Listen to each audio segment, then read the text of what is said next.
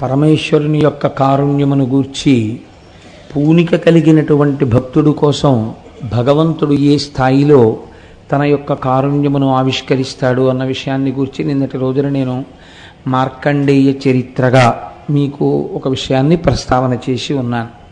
మనకి పరమశివుని యొక్క స్వరూపము అనేక రకములైనటువంటి మూర్తులుగా గోచరిస్తూ ఉంటుంది. 64 మూర్తులున్నాయి. ఒక్క పరమశివుడికే ఆయన యొక్క తత్వమును తెలుసుకోవడానికి వీలుగా ఆయన సాకారుడైనటువంటి మూర్తులు 64 మూర్తులు. ఈ 64 మూర్తుల గురించి శైవాగమాలు మాట్లాడుతూ ఉంటాయి. వీటి గురించి మీరు తెలుసుకుంటే శివతత్వాన్ని గురించినటువంటి ఎరుక బాగా కలుగుతుంది. చాలామంది వెనకాల ఇబ్బంది పడుతున్నారు, అదంతా ఖాళీ కదండి, కొంచెం సర్దుకోండి అయ్యా, ఈ ఖాళీలోకి సర్దుకోండి, పాపం మళ్ళీ వెనక్కి ఇబ్బంది పడుతున్నారు కదా. హరి ఓం. కాబట్టి మనం భగవంతుని యొక్క ఆ స్వరూపములను అర్థం చేసుకునే ప్రయత్నం చెయ్యాలి. మీరు చూడండి, ఎక్కడా లేని విధంగా మనకి ఒకే ఒక భగవంతుని యొక్క స్వరూపమునందు అనేకమైనటువంటి ఆ మూర్తులు గోచరిస్తాయి. సాధారణంగా అలా గోచరించనిది ఎవరికి అంటే ఒక్క చతుర్ముఖ బ్రహ్మగారికి. చతుర్ముఖ బ్రహ్మగారు ఎప్పుడూ అలాగే ఉంటారు.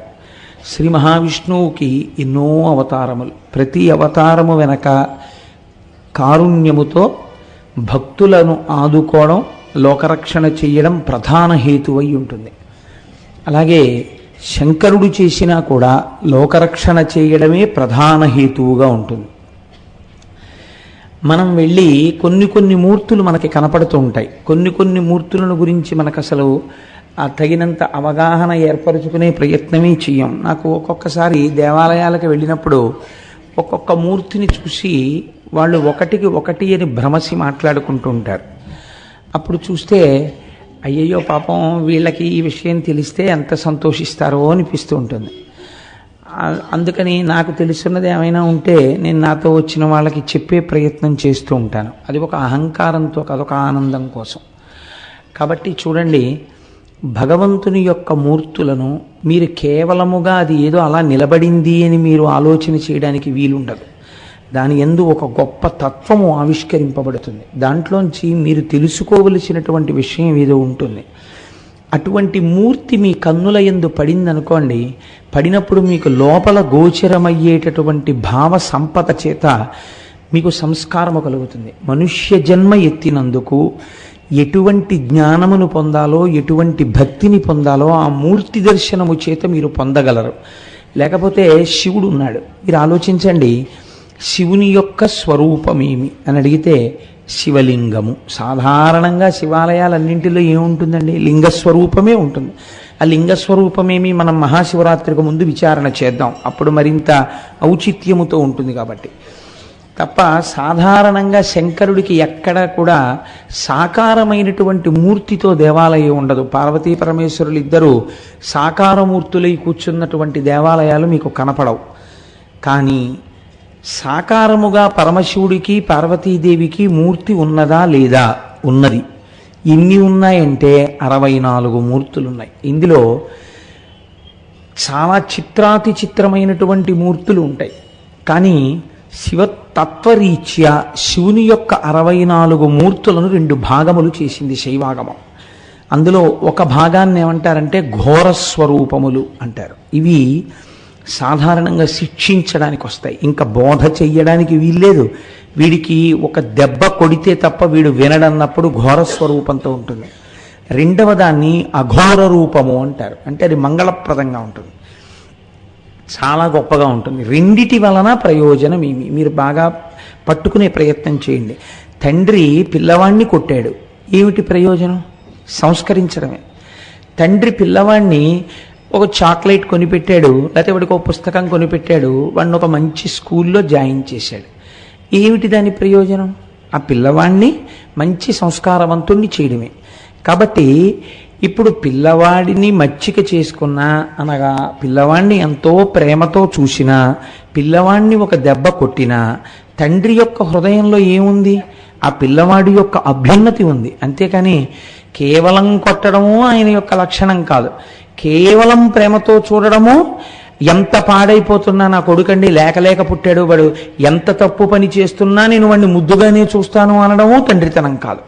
తండ్రితనమునందు రెండు ఉంటాయి. అలాగే జగత పితరౌ వందే పార్వతీ పరమేశ్వరవు కనుక మీకు ఆ స్వరూపమునందు రెండు ఉంటాయి. ఒకటి ప్రేమతో లాలిస్తుంది, ఒకటి ఘోర రూపంతో ఉంటుంది. కాబట్టి ఘోర రూపము అఘోర రూపము అని రెండుగా విడుతుంది. ఘోర రూపం ఎప్పుడు వస్తుంది, అఘోర రూపం ఎప్పుడు వస్తుంది అన్నది మీరు గమనించవలసి ఉంటుంది. అఘోర రూపములు చాలా ప్రశాంతమైనటువంటి స్థితిలో ఉండి మీకు చాలా గొప్ప బోధ చేసేవై ఉంటాయి. అటువంటి మూర్తిని మీరు చూసినప్పుడు మీకు చాలా ఆనందం కలుగుతుంది. అలా మీకు సాధారణంగా ప్రపంచంలో ఎన్ని రకాలైనటువంటి విద్యలున్నాయో, ఎన్ని కళలున్నాయో, అంతమంది కూడా తమ తమ కళలను ప్రదర్శన ప్రారంభించేసే ముందు నమస్కరించవలసినటువంటి మూర్తి ఒకటి లోకంలో ఉంది. అది సాక్షాత్తుగా ఆనంద తాండవమూర్తి అంటారు. మనం నటరాజు అని పిలుస్తూ ఉంటాం, కానీ శైవాగమం ఏమని పిలుస్తుందంటే దాన్ని ఆనంద తాండవమూర్తి అంటుంది. అంటే ఆ తాండవం చేయడంలో గొప్ప రహస్యాలు కొన్ని ఉంటాయి. ఆ ఆనంద తాండవం చేసినటువంటి పరమశివుడు ఎవరున్నారో ఆయనలోంచే సమస్త శాస్త్రములు ఉద్భవించే, ఆయనలోంచే సమస్తమైన కళలు వచ్చాయి. ఒక్క శంకరుడు చేసినటువంటి తాండవంలోంచి 650 రకాలైనటువంటి నాట్యములు పుట్టాయి. 650 నాట్యాలలో ఇవాళ అన్ని రకాలైన నాట్యాలు చెప్పగలిగినటువంటి గురువులు లేరు. కాబట్టి బతికి బట్ట కట్టి శాస్త్రీయమైనటువంటి నాట్యముగా బ్రతికిన విన్ని అంటే ఇప్పటికీ కర్మభూమిలో 108 రకముల నాట్యములు బతికున్నాయంటారు పెద్దలు. మీరు వేరు వేరు సంప్రదాయములను వింటుంటారు. కూచిపూడి నాట్యమని, ఒడిస్సీ నాట్యమని, ఇలా రకరకాలుగా ఉంటాయి. భరతనాట్యమని, ఇవన్నీ ఎవరి దగ్గర నుంచి వచ్చాయి? అన్నీ ఆనంద తాండవమూర్తి అయిన శంకరుడి దగ్గర నుంచే వచ్చాయి. ఈ ఆనంద తాండవమూర్తి చాలా గమ్మత్తుగా ఉంటుంది. మీరు చూడండి, ఆనంద తాండవమూర్తి యొక్క చిత్రమును గీయడం లేదా నిలబెట్టడం చాలా కష్టము. నేను ఈ మాట ఎందుకంటున్నానో తెలుసా అండి? ఏమండి మీరు అలా అంటున్నారు కదా, మరి నటరాజస్వామిగా మేము తెల్లవారు లేస్తే నమస్కారం పెడుతున్నాం కదా అంటే నేనంటాను, ఎప్పుడైనా నేను ఇదే వేదిక మీద లేచి ఏమండి నేను మీకు కాసేపు శివతాండవం చూపిస్తాను అని నేను ఇక్కడ తాండవాన్ని అభినయం చేశాను అనుకోండి, ఒకవేళ నాకు అది కళాస్వరూపముగా వచ్చి నేను ఇక్కడ శివతాండవం చేశాను అనుకోండి, నేను ఏదో ఒక భంగిమలో ఆగాను తాండవం చేస్తూ. ఇప్పుడు నేను తాండవాన్ని ఆపానని మీరంటారా, తాండవం చేస్తున్నానని మీరంటారా? తాండవం ఆపారు అని మీరంటారు. కానీ ఒక్కొక్కసారి ఒక భంగిమ నుంచి ఇంకొక భంగిమలోనికి వెళ్ళడానికి మధ్యలో ఒక భంగిమని పట్టి నేను నిలబడవచ్చు. అప్పుడు మీరు తాండవం ఆపారనలేరు. ఒక స్థితి నుంచి వేరొక స్థితిలోకి వెడుతున్నటువంటి స్థితి అది. నేను ఏదో ఒక ముద్ర పట్టి అలా నిలబడ్డాను. నిలబడి వెంటనే మళ్ళీ ఇంకొక ముద్ర పట్టబోతున్నప్పుడు ఈ ముద్ర పట్టి నేను ఒక్క క్షణం అలా ఆగిందాంతో తాండవం అయిపోయిందని మీరు అనరు. వేరొక భంగిమని పట్టడానికి, వేరొక ముద్ర పట్టడానికి ఈ ముద్ర యొక్క చివరి స్థితి అవుతుంది అది. ఇది పట్టి విడిచి కొత్త ముద్ర పడతాను. ఇలా పట్టేటటువంటి ముద్రలన్నిటిలో మొత్తం నాట్యంలోంచి ఆనంద తాండవమూర్తి యొక్క సమస్త స్వరూపాన్ని, తత్వాన్ని ఆవిష్కరించగలిగినటువంటి ఒక మూర్తిని నిర్ణయించి మన పెద్దలు దాన్ని నిర్ణయం చేసి మనకిచ్చారు. ఇది ఋషులు మనకి చేసినటువంటి మహా గొప్ప ప్రయోజనం. ఇది మీరు ఇక్కడ దర్శనం చేసి ఆనంద తాండవమూర్తిని మీరు అసలు అలా గీయడం మీ చేత కాదు, మీరు చెయ్యలేరు ఆ పని. మొత్తం శివాగమాలన్నీ తెలిసినా, మొత్తం శివ సంబంధమైన జ్ఞానమే తెలిసినా ఆనంద తాండవం చేస్తున్నటువంటి శంకరుడి యొక్క స్వరూపం ఎలా ఉంటుంది అంటే చెప్పడం చాలా కష్టం. ఎందుచేత నేను ఈ మాట అంటున్నానో తెలుసా అండి? అది చూడడానికి నలుగురికి అధికారం ఉంది. ఇలా చేతులు కట్టుకు నిలబడి చూసేవాళ్ళు నలుగురే చూస్తారు. ఒక్కరు నందీశ్వరుడు చూస్తాడు, రెండవ వాడు భృంగి చూస్తాడు, మూడవ వారు పతంజలి చూస్తారు, నాలుగవ వారు వ్యాఘ్రపాదుడు చూస్తారు. వీరు నలుగురు మాత్రం ఆ తాండవమునందు వారికి పాల్గొనడం అన్నదేం ఉండదు. ఇంకా వీళ్ళు నలుగురు ప్రధానమైనటువంటి ప్రేక్షకులు ఆ తాండవానికి. ప్రేక్షకులన్న మాట అనడం కూడా చాలా కష్టం. ఎందుచేతనంటే సాధారణంగా తాండవంలో ఎక్కడైనా నృత్య కార్యక్రమం జరుగుతోంది అని మీరు అన్నారనుకోండి, ఈ నృత్యములకు సంబంధించినటువంటి పాట పాడేవాళ్ళు తెర ముందు ఉండరు, తెరకి ఒక పక్కకుంటారు. వాళ్ళు ఎవరు మధ్యలో వాయించారో, లేకపోతే ఎవరు పాట పాడారో, ఎవరు నట్టువాంగం వేశారో చెప్పాలంటే నాట్యం అంతా అయిపోయిన తర్వాత ఒకసారి వాళ్ళని పరిచయం చేస్తారు. కానీ ప్రధాన గౌరవం ఎవరికి వెడుతుందంటే దానికి అనుగుణంగా ఎవరు నాట్యం చేశారో వాళ్ళకే వెడుతుంది. అది గమ్మత్తు నాట్యంలో. మీరు చూడండి, శంకరుడు యొక్క తాండవంలో ఈ పాత్ర పరిచయాలు ఏముండవు. ఆ తాండవం అయిపోతే పాత్ర పరిచయం ఉంటుంది. తాండవం అయిపోతుందా? ఇది మీరు చాలా జాగ్రత్తగా గమనించాలి. ఆయన తాండవం అయిపోతే పాత్రల్ని తీసుకొచ్చి పరిచయం చేయొచ్చు. ఆయన తాండవమే అయిపోయింది అనుకోండి, పాత్ర పరిచయం చేయడానికి ఎవరు ఉండరు. ప్రేక్షకులుండరు, శ్రోతలుండరు, సహాయకారులుండరు, ఎవ్వరుండరు. ఆయన ఒక్కడే ఉంటాడు. ఆయన పరిచయం చేసుకోవడం ఉండదు. అప్పుడు ఆయన తనలో తాను రమిస్తూ నిలబడిపోతాడు. ఈ తాండవానికి ఎవరు సాక్షి అన్నారు? మహాప్రళయ సాక్షిణి, మహాతాండవ సాక్షిణి. ఈ తాండవం ఆ స్వరూపంలో ఏమిటో తెలుసా అండి? సమస్త లయకారకమై ఉంటుంది. అప్పుడు ఈ తాండవం ప్రదోష వేళలో జరుగుతూ ఉంటుంది. ప్రదోష వేళ అంటే మీకు నేను చెప్పాను, కాలము స్ఫుటముగా మార్పు చెందినటువంటి సమయము. ప్రదోష వేళలు మనం ఎన్ని చెప్తాం? 2 చెప్తాం సంధ్యలు. ఒకటి పూర్వ సంధ్య, 2 ఉత్తర సంధ్య. పూర్వ సంధ్య అంటే చీకటిపోయి పగలు రావడం, సూర్యోదయం అవ్వడం. ఉత్తర సంధ్య అంటే పగలు వెళ్ళిపోయి చీకటి పడుతూ ఉండడం. ఈ 2 సంధ్యలలోనూ మళ్ళీ ఏది గొప్పది అన్నారు? ఉత్తర సంధ్యే గొప్పది అన్నారు. 2 కారణాల చేత. అజ్ఞానం వచ్చినప్పుడే, జ్ఞానం వచ్చినప్పుడే. ఎందుకో తెలుసా అండి? అన్నీ మీ ప్రమేయం లేకుండా ఒక్కటైపోతాయి. ఏమిటది? చీకటి. ఇంకేం కనపట్టాలా? ఏం కనపడుతోంది? చీకటి ఒకటే కనపడుతోంది. అప్పుడు అది ఈశ్వర స్వరూపంగా చెప్పారు. అన్నీ కనపడ్డం మానేసి ఒక్క శివుడే కనపడినా అది గొప్పే. అందుకే తమిళనాట అమావాస్య గొప్పది తెలుసా అండి? వాళ్ళు అమావాస్యకి ఎక్కువ ప్రాముఖ్యత ఇస్తారు, మనం పౌర్ణమికి ఎక్కువ ప్రాముఖ్యత ఇస్తాం. మనం ఎందుకంటే చాంద్రమానం కాబట్టి. చిత్రం చూడండి, ఈ చీకటి యందు అన్నీ కలిసిపోయి ఏమున్నాయి? ఇప్పుడు ఏం తెలీదు. బాగా చీకటిగా ఉందనుకోండి, ఒక్కసారి అలా చూడు, ఆ రోడ్డు మీద ఎవరైనా వెడుతున్నారేమో, కాస్త అన్నం చాలా మిగిలిపోయింది, ఎవరైనా బిచ్చగాళ్ళు వెడుతుంటే పిలిచి వేద్దామంది తల్లి. ఆ కూతురు కిటికీ తలుపు తీసి చూసి, అమ్మ ఏం కనపట్టలేదు, అంతా చీకటిగా ఉంది. రోడ్డు కనపట్టలేదు, బిచ్చగాడు ఉన్నాడో లేడో తెలియదు, ఏమీ లేదు. ఏం తెలుస్తోంది? చీకటి ఒకటే తెలుస్తోంది. అది ఈశ్వర స్వరూపం. కానీ దాని యొక్క యథార్థ దర్శనము పగలుంటే కన్నా చీకటి ఏమిటో తెలియదు. అసలు పగలు వెడితే కదండి చీకటి వచ్చిందని చెప్పడానికి. కాబట్టి పగలు అమ్మవారు. ఈ అమ్మవారు ఉంటే కానీ ఆయన దొరకడు అసలు. అందుకే వాగర్ధావివ సంపృక్తం వాగర్ధ ప్రతిపత్తయే జగత పితరౌ వందే పార్వతీ పరమేశ్వరవు. ఆవిడ పాదాలు పట్టుకుంటే కానీ ఈయన పాదాలు దొరకవు. ఈయన పాదాలు దొరికినట్టుంటే అది చీకటి, మీకు తిన్నగా దొరికేయడం చాలా కష్టం.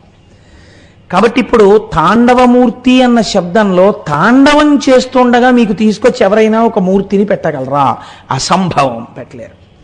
ఒక భిక్షాటన మూర్తి అని నేను అన్నాను అనుకోండి, మీకు చూపించచ్చు. ఎలా? ఒక కపాలం పట్టుకుని భిక్ష అడుగుతున్న మూర్తి అలా నిలబడితే అది భిక్షాటన మూర్తి, అది కదలక్కర్లేదు. కానీ తాండవమూర్తి అని నేను అన్నాను అనుకోండి, శివుడు తాండవం చేస్తున్నట్టు కదలదేమండి ఇది అంటే? అలా కదలడం కుదరదు. కానీ అన్ని ముద్రలలో ఏ ముద్ర ఆ ఆనంద తాండవమూర్తి యొక్క సమస్తమైనటువంటి తత్వమును ఆవిష్కరించగలదో అటువంటి దాన్ని మీ ముందుకు తీసుకొచ్చి పెట్టేటటువంటి ప్రయత్నాన్ని దార్శనికులైన ఋషులు చేసి సఫలీకృతులయ్యారు. ఆ చెయ్యడంలో రహస్యమేమి? అందుకే మన వాళ్ళు ఏది చేసినా ఏదో అల్లిబిల్లిగా ఉత్తినే పిచ్చి పనులు కింద అర్థం లేకుండా చేయరండి. అనవసరంగా పెన్ను పెట్టి ఇలా గీయడాన్ని మన శాస్త్రం అంగీకరించాల. ఒక ప్రయోజనం ఉండాలి ఏ పని చేసినా. వాళ్ళు ఒక నటరాజస్వామిని తీసుకొచ్చి మీ ముందు నించోబెట్టారు. నటరాజస్వామి అంటే మనం సాధారణంగా నటరాజు అని పిలుస్తూ ఉంటాం. అలా పిలవడం వెనకాతల ఒక రహస్యం ఉంది. మన వాళ్ళు చాలా తేలిగ్గా మాట్లాడతారు. తేలిగ్గా మాట్లాడడం అంటే కష్టమైన విషయం అందనప్పుడు తేలిగ్గా మాట్లాడతారు.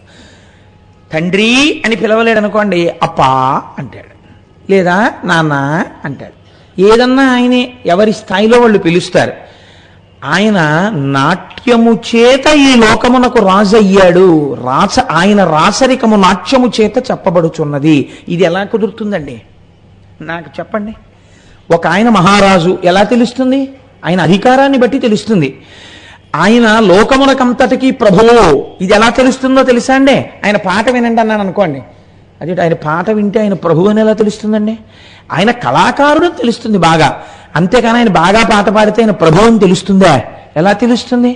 మనకి లోకంలో చిత్రాతి చిత్రమైన రాజులు ఇద్దరే. ఎవరో తెలుసా అండి? ఒక ఆయన ఏమీ చేయకుండా తల కింద అలా చేపెట్టుకు పడుకునే ఆయన ఒక ఆయన రంగరాజు. ఆయన సమస్త లోకములకు ప్రభువు, విష్ణు స్వరూపంగా రంగరాజు ఇలా పెట్టుకు పడుకుంటాడు. ఆయనే మహారాజు, చక్కగా అలా పడుకున్నవాడు, యోగ నిద్రలో చూస్తుంటాడన్ని. ఈయనో నటరాజు, ఈయనేం చేస్తుంటాడు? అధికారి ఏం చెయ్యాలి? రాజు అన్నవాడు ఏం చేయాలి? చక్కగా వచ్చి సింహాసనంలో కూర్చోవాలి. అంతేగాని రాజుగారు సభలోకి వస్తున్నారండి, విచారణ చేస్తారంటే రాజుగారు వచ్చేటప్పటికి తద్ధిం అనేటప్పటికి నాట్యం చేస్తూ రాజుగారు వచ్చి ఓ పెద్ద నాట్యం చేసి వెళ్ళిపోయారు అనుకోండి, అదేంటంటే రాజుగారు డ్యాన్స్ కట్టారంటారు కదండి. కానీ మరి ఈయన మీకు ఆనంద తాండవమూర్తిగా ఉంటే మీరు నటరాజు నటరాజు అని ఎలా పిలుస్తున్నారు? నాట్యం చేసిన వాడు రాజు ఎలా అయ్యాడండి? అది ఎలా సమన్వయం అవుతుంది? అసలు మీరు ఎలా పిలుస్తున్నారు నటరాజు అని? మీరు డ్యాన్స్ చేస్తే అక్కడ పెట్టి నటరాజు అంటున్నారు, మీరు పాట పాడితే నటరాజు అంటున్నారు, మీరు ఆరాధన చేస్తే నటరాజు అంటున్నారు, చిదంబరం వెడితే కనక సభలో ఈయన నటరాజు అంటున్నారు. ఏమిటి నటరాజ తత్వం? మీరు ఎప్పుడైనా పరిశీలన చేశారా? నాట్యం చేసేవాడు రాజు ఎందుకు అయ్యాడు అనగా మీకేమర్థం అవ్వాలి? అది మామూలు నాట్యము కాదు. ఆ నాట్యము వెనకాల మీరు తెలుసుకోవలసినది ఏదో ఉంది. అది మీరు తెలుసుకుంటే చిదంబరంలో కనకసభ దగ్గరికి వెళ్ళి అంత పెద్ద ఆనంద తాండవమూర్తిని చూడగానే మీరు ప్రణిపాతం చేసి సాష్టాంగ నమస్కారం చేసేస్తారు. ఈ భావనని మీకు పరిపుష్టం చెయ్యడానికి మన పెద్దలు ఇచ్చారు. అందులో అఘోర స్వరూపముల యందు చాలా గొప్ప స్వరూపాలలో ఆనంద తాండవమూర్తి ఒకటి. దాని గొప్పతనాన్ని మీరు అవధరించే ప్రయత్నం చేయండి. నేను మీతో ఒక మాట విజ్ఞాపన చేశాను. ఉన్నవాళ్లలో నందీశ్వరుడు ఒకడు. ఈయన అయ్యవారికి చాలా గొప్ప భక్తుడు. కానీ ఈయనకున్న గొప్పతనం ఏమిటంటే అమ్మవారిని అంతగానూ గౌరవిస్తాడు. కానీ ఎక్కువగా ఎక్కడ పడుకుంటాడు? అయ్యవారింటి ముందే పడుకుని ఉంటాడు. గభాలన ఎవరి కాలి గజ్జె చప్పుడు వింటే లేస్తాడు, అయ్యవారి కాలి గజ్జె చప్పుడు వింటే లేస్తాడు. ఈయనది ఇది స్వభావం. ఇంకొకరున్నారు భృంగి. సాధారణంగా విచిత్రం ఏమిటో తెలుసా అండి? లోకంలో ఒక పోకడు ఉంటుంది. ఇంటి ఇల్లాలి దగ్గర గౌరవం తెచ్చుకోనివాడు ఇంటి యజమాని యొక్క మంచితనాన్ని తెచ్చుకోవడం చాలా కష్టం. ఎందుకో తెలుసా అండి? అంటే మీకు అర్థం అవడం కోసం చెప్తున్నాను, నన్ను అన్యథా భావించకండి. మీరు మా ఇంటికి వచ్చి కాలింగ్ బెల్ కొట్టి కోటేశ్వరారు ఉన్నారా అండి అని అడిగారు అనుకోండి, లేరండి బయటికి వెళ్ళారు, మీరు ఎవరు అని అడిగారు అనుకోండి, మీకు అనవసరం, మీకు ఏం చెప్తే తెలుస్తుంది? మాకు కోటేశ్వరారుతో పని, ఆయన ఎప్పుడు వస్తారో మీరు చెప్పండి చాలు అన్నారు. నేను వారి భార్యనండి, మీకు ఏం కావాలో చెప్పండి, పోనీ మీ పేరు చెప్పండి, నేను వారు వచ్చినప్పుడు చెప్తాను అందనుకోండి. మీకు అనవసరం అమ్మా అవన్నీ, ఆయన ఎప్పుడు వస్తారో మీరు చెప్పండి చాలు అన్నారనుకోండి. నాకు తెలియదండి ఎప్పుడు వస్తాడో, ఆయన వెళ్ళిపోయిన వాడు మళ్ళీ ఆయన ఇష్టం వచ్చినప్పుడు వస్తుంటాడు, మీరు వెళ్ళి రావచ్చు అని తలిపేసేస్తుంది. తర్వాత ఏం చేస్తుంది? దానికి తెలుసు నేను గుళ్ళోకి వెళ్ళాను, పావు గంటలో వస్తాను, నేను తిరిగి వచ్చాను. ఎవరో ఒక ఆయన వచ్చాడు, వచ్చి మీరెవరండి అని నేను ఎంతో మర్యాదగా అడిగాను. మీకు అనవసరం, మీకేం తెలుసు, మా కోటేశ్వరారితో పని అన్నాడు. మీరు డేట్లు ఇచ్చినా, మీరు కానీ ఆయన్ని కూర్చోపెట్టి కాఫీ పట్రా అన్నా మరి టిఫిన్ మాడిపోతుందండి. కాబట్టి ఏమవుతుంది? కాసేపు ఆగా ఆయన వస్తే, ఇప్పుడు ఎవరొచ్చినా నేను ఎవరి వంక చూస్తాను? ఓసారి ఇలా చూస్తాను, చూస్తే అందనుకోండి ఏది గ్రాంట్ చేయబడదు కదండి. లౌకికంగా మీరు ఆలోచించండి, ఎందుకు గ్రాంట్ చేయబడదు? అదే వచ్చిన అంటే ఉదాహరణకి చెప్పానండో, పాపం దాన్ని ఇలాంటివి చేస్తున్నారంటారా మేడం గారు మీరని దాన్ని అడక్కండి. మీరు సభలో ఉంది కూడా లేనిపోని ఇబ్బంది నాకు. కాబట్టి మీరు అదే సత్యనారాయణ అసలు ఒప్పుకోడు, భృంగి సత్యనారాయణ నాకు. కాబట్టి అదే అమ్మ మీకు తెలిసి ఉంటుంది, ఒక పని చేయండి తల్లి, కోటేశ్వరరావు గారికి చెప్పినా మీకు చెప్పినా అభేదమ్మ దృష్టిలో, మీకు చెప్పింది వారికి చెప్పినట్టే. తల్లి ఒక చిన్న అవసరం మీద వచ్చాం, ఏదో ఉత్సవం చేస్తున్నాం, వాడికి ఏం చేతకపోయినా 4 మాటలు ధైర్యంగా మాట్లాడతాడని విన్నాం, కాబట్టి అలా అంటే మళ్ళీ విందగా అందుకని వారు ఏదో మాట్లాడతారు. కాబట్టి వారు 1 గంట ఉపన్యాసానికి వచ్చేటట్టుగా మీరు ఏర్పాటు చేయాలమ్మా. మిమ్మల్ని చూస్తే పార్వతీదేవిలా కనపడుతున్నారు తల్లి, మా కోరిక తీరుతుందని నమ్మకం వచ్చేసింది. కోటేశ్వరరావు గారే కనబడితే ఖాళీ లేదనేసిన గబుక్కుని, ఇవాళ మీరు కనపడడం మా అదృష్టం, మా పని అయిపోయినట్టేనమ్మా. మీ దగ్గర శుభవార్తకి మళ్ళీ నామినీగా కోటేశ్వరాన్ని కలుస్తాం, పని అయిపోయినట్టే అని మీరు అని వెళ్ళిపోయారనుకోండి, ఏమండి పాప ఆయన ఎవరో వచ్చారు, ఎక్కడో చూద్దురు 1 అరగంట అని. ఏమైంది? అమ్మవారి దగ్గర గెలుచుకున్నటువంటి ఆ స్థితి అయ్యవారిని తొందరగా మీకు ఆనుకూల్యం జరిగేటట్టు చేస్తుంది. అమ్మవారి దగ్గర చెడ్డ పేరు తెచ్చుకుని అయ్యగారి మనసు గెలుచుకోవడం చాలా కష్టం. కానీ పార్వతీ పరమేశ్వరుల కుటుంబం దీనికి భిన్నంగా ఉంటుంది. మీరు ఆలోచించండి ఎప్పుడైనా. అసలు ఆ శివతత్వమే గమ్మత్తండి. ఈయన ఇద్దరినీ ఎక్కించుకుంటాడు నందీశ్వరుడు, కానీ ఎప్పుడు ఎక్కడ కూర్చుంటాడంటే శివలింగానికి ఎదురుగుండా కూర్చుంటాడు ఇలా శివుణ్ణి చూస్తూ. ఎవరికి నువ్వు వాహనుడవు అన్నారనుకోండి, నేను శివవాహన అని అంటాడు. అంతగా మీరు రెట్టించారనుకోండి, అబ్బాయి ఇద్దరికి భేదమే ఉందంటాడు. అక్కడ వరకు మంచిదే. ఇంకా రెండో ఒక ఆయన ఉన్నాడు, ఈ ఆనంద తాండవం చూసేటటువంటి స్థాయి పొందిన వాళ్ళు. రెండో ఆయన భృంగి. ఈయన చాలా విచిత్రమైన వ్యక్తి. అసలు ఆయనకి ఆ పేరెందుకు వచ్చింది? ఆయన శంకరుడి దగ్గర ఉపాసన చేసి అన్నాడు, నేను నీకొక్కడికే నమస్కారం పెడతాను, నేను ఎప్పుడూ అమ్మవారికి నమస్కారం పెట్టను. ఇది నాకున్నటువంటి లక్షణం. నాకు ఆ ఆడవాళ్ళంటే ఇష్టం ఉండదు, నీ పెట్టని ఆడవాళ్ళకి దండం ఉంది అంటే. శంకరుడు అన్నాడు, అలా అంటే ఏమనాలండి? ఏమిటో లేనిపోని గొడవలు పెట్టేటట్టున్నావు, ఆ పిచ్చేమిటి? రెండూ కలిసే ఉంటాయి అనాలి. ఆయన అన్నాడు, ఆయన భోళా శంకరుడు, పోన్లే చాలా సంతోషం, నాకు దండం పెట్టాలనుకుంటున్నావు కదా పెట్టుకో అన్నాడు. అమ్మవారికి కోపం వచ్చింది. ఏమిటండి మీరు ఆ వరం ఇవ్వడం? మీకు ఒక్కడికి దండం పెడతాడా, నాకు పెట్టడా? ఎలా పెడతాడో చూస్తానంది. ఏం చేస్తావన్నాడు. కూర్చోండి వెళ్ళి చేస్తాను, ఏం చేస్తాను అంది. వెళ్ళి కూర్చున్నాడు శంకరుడు. నాకు వరం ఉంది కదా అని ఆవిడ అర్ధనారీశ్వర తత్వంలో సగానికి వచ్చేసింది. ఇప్పుడు ప్రదక్షిణం చేసి నమస్కారం పెట్టి చూస్తాను. వామార్ధ భాగం నాది, కుడిపక్క ఆయింది, ఎలా ప్రదక్షిణ చేస్తావు చెయ్యండి. భృంగి చూశాడు. చూసి ఆయన వెంటనే ఒక తేనెటీగ అయిపోయి ఇలా తిరిగి వచ్చి శంకరుడి వెనక నుంచి ఖచ్చితంగా పార్వతీదేవి శరీరం ఎక్కడ ప్రారంభం అవుతుందో అక్కడ ఒక కన్నం పెట్టి అందులోంచి తిరిగాడు. ఆ కన్నంలోంచి ప్రదక్షిణం చేసి పార్వతీదేవిని వదిలేశాడు ఆయన. వదిలేస్తే అమ్మవారు అసలు ఎరుపు మరింత ఎరుపెక్కింది. కానీ శంకరుడు సముదాయించి అన్నాడు, అలా కోప్పడకు, ఇలా భక్తి ఉండి ఇలా ఉన్నటువంటి వాళ్ళకే పాఠం చెప్పాలి అని. తర్వాత ఏదో చాలా పెద్ద వ్యవహారం ఒకటి జరిగింది, ఓదార్చాడు. తర్వాత భృంగి ఇద్దరికీ భక్తుడయ్యాడు. ఈ భృంగి ఒకడు చూస్తూ ఉంటాడు ఈ తాండవాన్ని. నంది, భృంగి, తర్వాత పతంజలి. పతంజలి ఆదిశేషుని యొక్క అవతారం. నేను ఎక్కడో ఈ ఉపన్యాసాల్లోనే ప్రస్తావన చేసినట్టు గుర్తు.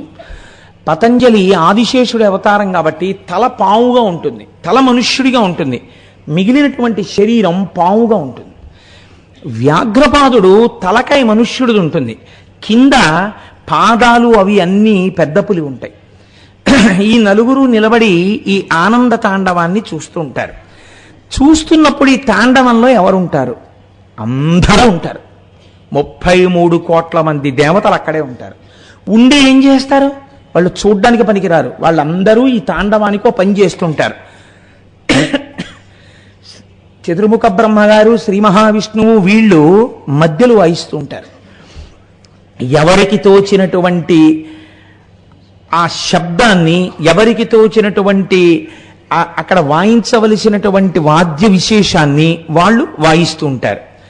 ఇలా వాయిస్తుంటే ఒకసారి అన్నారట, ఒక చిన్న కనుగీటు ఎగిరిందిట. ఏమని?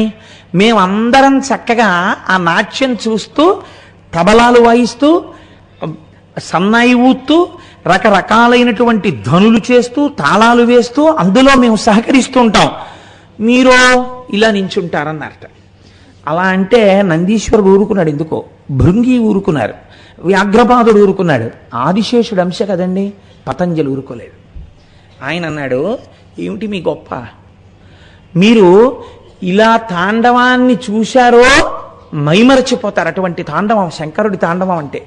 కాబట్టి ఇక్కడ మధ్యలో సరిగ్గా పడదు. పడకుండా వాద్యం తప్పిందో ఆయన ఊరుకోడు. కాబట్టి మీరు పూర్తిగా ఎప్పుడైనా అనుభవించారా ఈశ్వరుడి ఆనంద తాండవాన్ని? మీరు ఎప్పుడూ అనుభవించలేదు. మీరు ఇలా వాయిస్తూనో ఊత్తూనో ఏదో తాళం వేస్తూనో మీరున్నారు.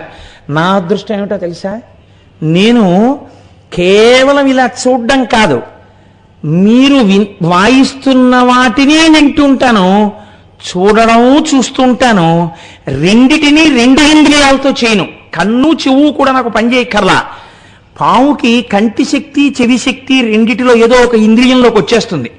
కాబట్టి నేను కంటితోనే వింటూ కంటితోనే చూస్తూ ఆనంద తాండవాన్ని అనుభవిస్తాను. నేనంత గొప్పవాణ్ణి. నేను అనుభవించినట్టు మీరు ఎవరు అనుభవించారు ఆనంద తాండవం? మీరు అనుభవించలేరు అసలు. కాబట్టి నేనేదో తలకాయ మనుష్యుడు దీని పాము కింద శరీరం ఉందని కదా మీరు అనుకుంటున్నారు. మీకు చేతులతో ఏదో చేస్తున్నారు, ఏదో రకరకాల వాయిద్యాలు వేస్తున్నారని కదా గొప్పకపోతున్నారు. నాకు ఆ కాళ్ళు చేతులు లేకపోవచ్చు. కాళ్ళు చేతులు లేకపోయినా నేను పరమశివుడి యొక్క ఆనంద తాండవాన్ని ఎంత అనుభవించానో చెప్పడానికి కాళ్ళు చేతులు లేని శ్లోకాలు చెప్తానన్నాడు ఆయన. ఇదేమిటి కాళ్ళు చేతులు లేని శ్లోకాలు ఏమిటన్నారు? చేతులంటే పైకి ఉంటాయి కదండి, అందుకని ఔత్వం ఐత్వం ఇలాంటివన్నీ చేతులు. కాళ్ళంటే కిందకు ఉంటాయి పొడుగ్గా, అందుకని కింద వేసేటటువంటి ఒత్తులు దీర్ఘాలు, కింద వేసేటటువంటి ఒత్తులు, లేకపోతే ఇలా వేసేటటువంటి ఇంకొక అక్షరానికి సంబంధించినటువంటి దా కింద రా, అలాంటివి అవసరం ఎక్కువ లేకుండా నేను కాళ్ళు చేతులు లేని కవిత్వం చెప్తాను. శంకరుడు యొక్క తాండవం ఎలా ఉంటుందో నేను అనుభవించాను, మీరు చూడండి అన్నాడు. కాబట్టి చిత్రం ఏమిటంటే అసలు మీకు దీర్ఘం కనపడదు. అందులో ఒక్క దీర్ఘాక్షర ప్రయోగం లేకుండా ఆయన ఆనంద తాండవం మీద చేశారండి శ్లోకాలు. మీరు ఎప్పుడైనా ఆ అవకాశం వచ్చినప్పుడు ఒక్కసారి అనుభవించండి ఆ శ్లోకాల్ని. చిత్రం ఏమిటంటే ఆయన అనుభవం ఎటువంటిదంటే ఆయన ఆ శ్లోకాన్ని చదువుతున్నప్పుడు శివుడు యొక్క తాండవం ఆ శబ్దాల్లోకి వచ్చింది దీర్ఘాక్షరం లేకుండా. అనంత నవరత్న విలసత్ కటక కిక్కిని జలం జల జలం జలరవం ముకుంద విధి హస్తగత మర్దలయధ్వని ధిమిత నర్తన పదం శకుంతరద బర్హి నంది ముఖదంతి ముఖ భృంగిరిటి సంఘ నికటం సనందసనక ప్రముఖ వందిత పదంపర చిదంబర నటం హృది భజ. ఎక్కడా దీర్ఘం వాడలేదని, ఒక్క దీర్ఘాక్షరం లేకుండా శివతాండవం ఎలా ఉంటుందో అటువంటి శబ్దాలు అందులోకి వచ్చేటట్టుగా ఆయన శ్లోకాలు చెప్పారు. అందులోంచి అక్షర సముదాయం అంతా అందులోంచి పుట్టింది. ఆ ధ్వని చేసినప్పుడు అందులోంచి మొదట శబ్దం వచ్చింది. ఆ శబ్దము ఆకాశగుణకమైంది. ఆకాశాద్వాయు వాయోరగ్ని అని సృష్టి అక్కడ ప్రారంభమైంది. కాబట్టి ఇప్పుడు ఈ ఢమరుకలోంచి వచ్చినటువంటి దాంట్లోంచే అక్షరములన్నీ పుట్టాయి. ఈ అక్షరముల చేత మాత్రమే వాంగ్మయమంతా తయారైంది. ఆ మొదలుకొని క్ష వరకు అక్షరాలన్నీ ఉన్నాయి. మీరు ఎంత వాంగ్మయం చెప్పండి, ఈ ఆ పక్కన తా చేరిస్తే అత్త, మా పక్కన మా చేరిస్తే మామ, ఏదో రా పక్కన మా చేరిస్తే రామ, ఆ అక్షరాలనే మార్చాలి. ఎన్ని పుస్తకాలు రానివ్వండి, ఎంత వాంగ్మయం రానివ్వండి, ఇందులోంచి వచ్చాయి. అకారాది క్షకార పర్యంతం వరకు వచ్చింది. కాబట్టి ఇప్పుడు ఈ సమస్త లోకమునకు అసలు వాంగ్మయం ఇచ్చినటువంటి ప్రభు ఎవరు? మీరు నేను ఇవాళ మనలో ఉన్న భాషను వ్యక్తీకరిస్తున్నామంటే అక్షరములను ఇచ్చిన వాడెవరు? శబ్దములు లోకమునందు మొట్టమొదట జనింపచేసిన వాడెవరు? అసలు ఈ లోకమునందు సృష్టి ప్రారంభమవడానికి కారణమెవరు? పరమశివుడు. కాబట్టి ఇప్పుడు ఆయన ఢమరుక యొక్క కదలిక చేత ఇన్ని రకాలైనటువంటి సృష్టి ప్రారంభమైంది. కాబట్టి ఆ చేతిలో ఉన్నటువంటి ఢమరుక కారణంగా ఇన్ని సృష్టికర్త అంది. ఇది ఆనంద తాండవమూర్తి యొక్క గొప్పతనం. మీరు చిట్ట చివర ఒక విషయం గుర్తుపెట్టుకోవాలి. ఇవన్నీ దేని కొరకు చేశాడు అంటే నేనేదో సృష్టి చేద్దామని చేయలేడు. ఆయన పరమానందంతో ఉన్నాడు. ఆ పరమానంద సమయమునందు ఆ కదలికలో ఇవన్నీ వచ్చేస్తున్నాయి. తనంత తాను ఒక్క చోట కూర్చుండిపోయాడు అనుకోండి, మళ్ళీ తనలో తాను రమిస్తూ ఆత్మస్వరూపిగా నిలబడిపోతాడు. ఇంకా లోకం ఉండదు. మీరొక్కటి ఆలోచించండి. ఇప్పుడు టైము ఏదో 7 గంటల 10 నిమిషాలు 7 గంటల 15 నిమిషాలు అయ్యి ఉండొచ్చు. ఈ 7 గంటల 10 నిమిషాల టైంలో ఎంత మందో లోకంలో నాకు కొడుకు పుట్టాడు లేకపోతే నాకు కూతురు పుట్టిందని ఈ టైం నోట్ చేసుకుంటున్న వాళ్ళు ఎంతమంది ఉన్నారో మనుష్యుల్లో. ఓ పిల్లాడో పిల్లో పుట్టారని ఈ క్షణంలో అయిపోయింది. నేను చెప్పిన క్షణం దాటిపోయింది. ఆ క్షణంలో ఎంత జీవరాశి పుట్టిందో, ఎన్ని చీమలు పుట్టాయో, ఎన్ని ఈగలు పుట్టాయో, ఎన్ని సూక్ష్మాంగ జీవులు పుట్టాయో, ఎన్ని చోట్ల ఎక్కడెక్కడ ఎన్ని ప్రాణులు పుట్టాయో, ఈ కదలిక ఉందే, కదలిక అంటే సృష్టి కదలిక. కొత్తగా కొన్ని ప్రాణులు లోకంలోకి వచ్చాయి. ఈ లోకంలోకి కొత్తగా ప్రాణులు రావడం అనేటటువంటి ఈ సమస్త కదలికకి డమరుక సంకేతం. కాబట్టి ఇప్పుడు ఇవన్నీ జరుగుతున్నాయనడానికి కారణమేమి? ఆయన కదలిక. ఆయన సృష్టిస్తున్నాడు. ఆగిపోయి ఇలా కూర్చున్నాడా అంతే, అన్ని లయమైపోతాయి. కాబట్టి ఈశ్వరుడు యొక్క కదలికకి నర్తనమని పేరు. ఇది ఆనంద తాండవము. కాబట్టి సృష్టి జరుగుతుంటే మీకు అందులో ఏది కనపడుతుండాలి? ఈశ్వరుడికి ఢమరుక కనపడుతుండాలి. కాదు, ఇంకొక రహస్యం ఉంది. మీరు ఒక వాక్యాన్ని చెప్పేటప్పుడు ఆ వాక్యము పొందికగా ఉండాలి. పొందికగా లేని వాక్యం మాట్లాడారనుకోండి, ఈ క్షణమునందు ఈ లోకములో ఎంతో సృష్టి జరిగినది అని నేను చెప్పబోయి, సృష్టి జరిగినటువంటి ఈ సమయమునందు లోకము అన్నాను అనుకోండి, మీకు ఇప్పుడు ఏమైనా అర్థమైందని చెప్పింది? అర్థం అవదు. వాక్యమునందు అవే మాటలు ఉండొచ్చు. ఈ మాటల్ని మీరు ఇటు మాటలు అటు, అటు మాటలు ఇటు వేశారనుకోండి, మీకు ఆ వాక్యం అర్థం కాదు. అర్థం కాక ఏంటంటారంటే, ఏం మాట్లాడుతున్నారు మీరు సరిగ్గా మాట్లాడండి అంటారు. మీకు విసుగు వస్తుంది వెంటనే 4 మాటలు అలా అన్నాక. అన్న తర్వాత మీరు మళ్ళీ వాక్యాన్ని కొంచెం సర్దారనుకోండి, ఏమిటా మాట్లాడడం, అదే మాట్లాడే తీరు, అలా మాట్లాడరు. ఈ క్షణమునందే లోకమునందు ఎంతో సృష్టి జరిగి ఉండను అనాలి. ఏమిటా జిగిబిగి వాక్యాలు, నీకు మాట్లాడడం రాదా అంటారు. మాట్లాడడమునందు పొందిక లేకపోతే మాటలుండి ప్రయోజనం ఎక్కడుంది నాకు చెప్పండి? ఎక్కడుంది ప్రయోజనం? అసలు మీకు లేదు. భావాలు అందవు. ఎంత ఫ్రీ టాక్ టైం ఇచ్చినా గంట సేపు అవతలవాడు మాట్లాడినా యువతలవాడికి వాడు ఏం మాట్లాడాడో అర్థం కాదు. కాబట్టి మాటలు ఒక్కటి ఉంటే సరిపోతుందా? సరిపోదు. మాటలను పొందికగా ఎలా పెట్టి వాక్యము చేత మీ భావమును అవతల వారికి తెలియచేయాలి అనే ప్రక్రియ కూడా మీకు నిర్దేశింపబడాలి. ఈ నిర్దేశింపబడడానికి హేతువునకే వ్యాకరణమని పేరు. ఈ వ్యాకరణము లేదనుకోండి, వాక్యములు పొందికగా పడ్డం చేత కాదు, అవతల వాళ్ళకి బాగా అర్థమయ్యేటట్టుగా వాక్య నిర్మాణము చేయగలిగినటువంటి ప్రతిభకు వ్యాకరణమని పేరు. అంతే వ్యాకరణం అంటే. ఇప్పుడు ఈ వ్యాకరణము దానికి ఉపకారి. ఈ వ్యాకరణం ఎక్కడి నుంచి వచ్చింది? ఆయన ఇలా కదిపినప్పుడు 14 మాహేశ్వర సూత్రములలోంచి సమస్త వ్యాకరణములు ఉద్భవించాయి.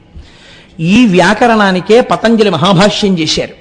అందుకే వ్యాకరణం అన్నది చాలా గొప్పది కనుక పూర్వకాలంలో వ్యాకరణం ఉపనయనం జరగకపోతే వ్యాకరణం నేర్పేవారు కాదు.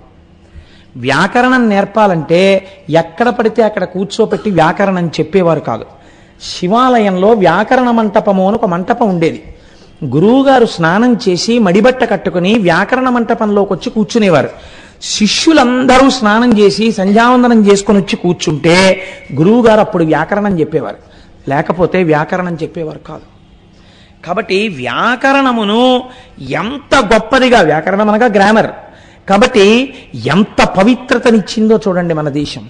వాక్య నిర్మాణం అన్నది మనుష్యుడికి ఒక్కడికే ఉన్న లక్షణము కనుక ఎంత అందంగా అది నేర్చుకోవాలో, ఎంత పవిత్రమైన ఈశ్వర విభూతిగా దాన్ని తెలుసుకోవాలో, అది తెలుసుకున్నవాడు ఈశ్వర విభూతి చేత నేను తరించిపోయానని ఎంత ఋషితుల్యమైన జీవితాన్ని గడపవలసి ఉంటుందో మనకు ఆ వ్యాకరణం నేర్పింది.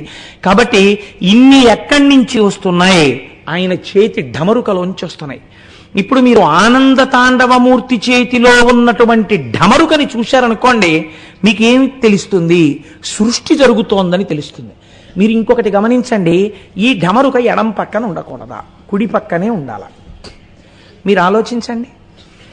పూజ చేసుకునేటప్పుడు ఒక నియమం ఉంది. ఏమా నియమం అంటే, గృహస్థుకి పూజ చేసేటప్పుడు వాడబడేటటువంటి సమస్త పదార్థములు కుడి చేతి పక్కనే ఉండాలి. అవి కూడా ఎలా ఉండాలంటే, పెద్ద పెద్ద పీఠాధిపతులు, గురువులు ఇటువంటి వాళ్ళు చేస్తే శిష్యులకి తెలియాలి గురువుగారు చేసే పూజ. ఏ మంత్రం తర్వాత ఏ మంత్రం వస్తుందో ఆ మంత్రానికి గురువుగారు ఏ ఉపచారం చేస్తారో శిష్యులకు తెలుసు. కాబట్టి వరస క్రమంలో అందించేస్తారు వాటిని. అలా అందిస్తారు. తానే పూజ చేస్తుంటే ఏ పదార్థము తర్వాత ఏ పదార్థము వాడుకుంటాడో ఆ అమరికలో కుడి చేతి పక్కన పదార్థాలన్నీ ఉండాలి. తను అభిషేకం ప్రారంభం చేశాడనుకోండి, ఒక్క నమక చమకాలు చెప్తూ దాని మీద మనస్సుండిపోయి నమస్తే రుద్రమంజవ ఉతోత ఇషవే నమః, నమస్తే అస్తు ధన్వనే బాహుభ్యాముతతే నమః అని తను చక్కగా రుద్రం చెప్తుంటే చెయ్యి ఇలా పెట్టేటప్పటికే పాలు రావాలి. పాలతో అభిషేకం చేసేస్తే అక్కడ పెట్టగానే మళ్ళీ శుద్ధ జలపాత్ర, అందులో గ్లాస్ ఇలా ముంచి తీసి జలపాత్రలోంచి చేసేయాలి. మళ్ళీ దాన్ని అటు పక్కన పెట్టేసి మళ్ళీ దాని వెనకాతల తర్వాత చేయవలసిన పదార్థం సిద్ధంగా ఉండాలి. ఇవన్నీ కుడి చేతి పక్క నుంచి తీయవలసినట్టుగా ఉండాలి. ఓ కర్పూర హారతికి కర్పూరం కాని ఏదైతే మీకు జీవితంలో పవిత్రతని, ఉద్ధరణని, ఆనందాన్ని, సుఖాన్ని కలిగిస్తుందని నమ్మకంతో మీరు ప్రారంభం చేసి చేస్తున్నారో అది మంగళ కార్యము కనుక మీరు కుడి చేతి వైపు పెట్టి కుడి చేతితో తీసి ప్రారంభం చేస్తారు. అందుకే మన వాళ్ళు చూడండి, ఎడం చేత్తో ఏదైనా ఇస్తే దూష్యం అంటారు. ఎందుకు ఇచ్చావు అలాగా, ఏమిటి అపసంతి పనులు అంటారు. కాబట్టి కుడి చేతితో చేస్తారు. ఢమరుక కుడి చేతి వైపు ఉండడంలో మీకు ఒక గొప్ప రహస్యం తెలుస్తుంది. సృష్టి యందు ఆనందం ఉన్నది కదండి. సృష్టి ప్రీసపోజెస్ ఆనంద. మీకు తెలిసి కాని తెలియక కానీ ప్రపంచములో ఏ జీవి యందు సృష్టి కార్యము జరిగినా దాని యొక్క బాహ్యమునందు దాని వలన జరిగేటటువంటి ఫలితము ఆనందము. కానీ దీన్ని శాస్త్రం చాలా గమ్మత్తుగా మాట్లాడింది. కొంచెం ఇలాంటివి వేదికల మీద ఎలా చెప్పాలో అయోమయంగా ఉంటుంది. త్యాగాయ సంహృతార్థానాం సత్యాయ మితభాషిణాం యశసే విజిగీషూణాం ప్రజాయై గృహమేధినాం అంటారు. తత్వజ్ఞుడు భోగాన్ని సృష్టిని వేరు చేస్తాడు. భోగం ఎంతవరకంటే ఆనందము బిడ్డలు కలిగేంతవరకే, తర్వాత ఇంకా భోగలాలసత వైపుకు వెళ్ళడు. జ్ఞానాభిలాషి వైరాగ్యమును పొందడానికి ఈ సుఖము సుఖమా, దీని నిరంతరం ఎలా అవుతుందని తాను ఆనందమును పొందేటటువంటి ప్రయత్నం చేస్తాడు. ఎప్పుడూ ఆనందంలో ఉండడం ఎలా, ఆత్మాభిలాషి అవుతాడు. కాబట్టి కుడి చేతి వైపే ఢమరుక ఉండాలి. ఇది సృష్టి కార్యము, మంగళప్రదము. లోకమంతా సృష్టింపబడుతోంది, ఇది ప్రారంభం కనుక కుడి చేతి వైపు ఢమరుక ఉంటుంది. ఒక్క ఆనంద తాండవమూర్తిని చూస్తే మీకు ఎన్ని రహస్యాలు గోచరిస్తాయి చూడండి. ఇప్పుడు ఎడం చేతి వైపు ఏముంది, అగ్నిహోత్రం ఉంది. ఈ అగ్నిహోత్రం దేనికి గుర్తు? మీకు మొన్నటి రోజున నేను భస్మ గురించి చెప్పాను. అన్ని వస్తువులు చివరికి ఏమైపోతాయి, భస్మయే అయిపోతాయి. భస్మ ఏమవుతుంది, ఇంకేమవుతుంది. కాబట్టి ఇవాళ ఇక్కడ పుట్టింది, ఇది చివరికి ఏమవుతుంది, భస్మయే అవుతుంది. కాలముల్లో వచ్చింది, డేట్ ఆఫ్ బర్త్ ఉంది, కాబట్టి ఇదేమవుతుంది, ఒకనాడు భస్మ అయిపోతుంది, బూడిదైపోతుంది. ఒక చెట్టు పుట్టింది ఏమైపోతుంది, భస్మ అయిపోతుంది. ఒక జంతువు పుట్టింది ఏమైపోతుంది, భస్మ అయిపోతుంది. ఒక మనిషి పుట్టాడు ఏమైపోతాడు, భస్మ అయిపోతాడు. ఇది లోపల బాగా నిలబడింది అనుకోండి, తప్పు పనులు చేయడానికి ఇష్టపడ్డాడు. ఎందుకు, ఏం చేస్తావు, ఆఖరికి నువ్వు అయిపోయేది ఇంత బూడిద. దీనికోసం ఎందుకంత వెంపర్లాట? నువ్వు పట్టుకెళ్ళడానికి వేరే జీవుడు పట్టుకెళ్ళవలసిన పాపపుణ్యాలున్నాయి. చేసిన కర్తృత్వము దాంట్లో పడిపోతుంది. ఎందుకు అనవసరంగా అవన్నీ, వాటి జోలికి వెళ్ళకంటాడు. మాట మారిపోతుంది, ప్రవర్తన మారిపోతుంది, చేసే కర్మ మారిపోతుంది. ఎప్పుడు మారిపోతుంది? ఏది కాలములో వచ్చినదో అది కాలమునందు ఉండదో అని మీకు అర్థమైపోతే మీ నడువడి యందు మార్పు వచ్చేస్తుంది. ఇది ఎప్పుడూ ఉండిపోతుంది అనుకున్నాడు అనుకోండి, ఏదైనా చెయ్యొచ్చు.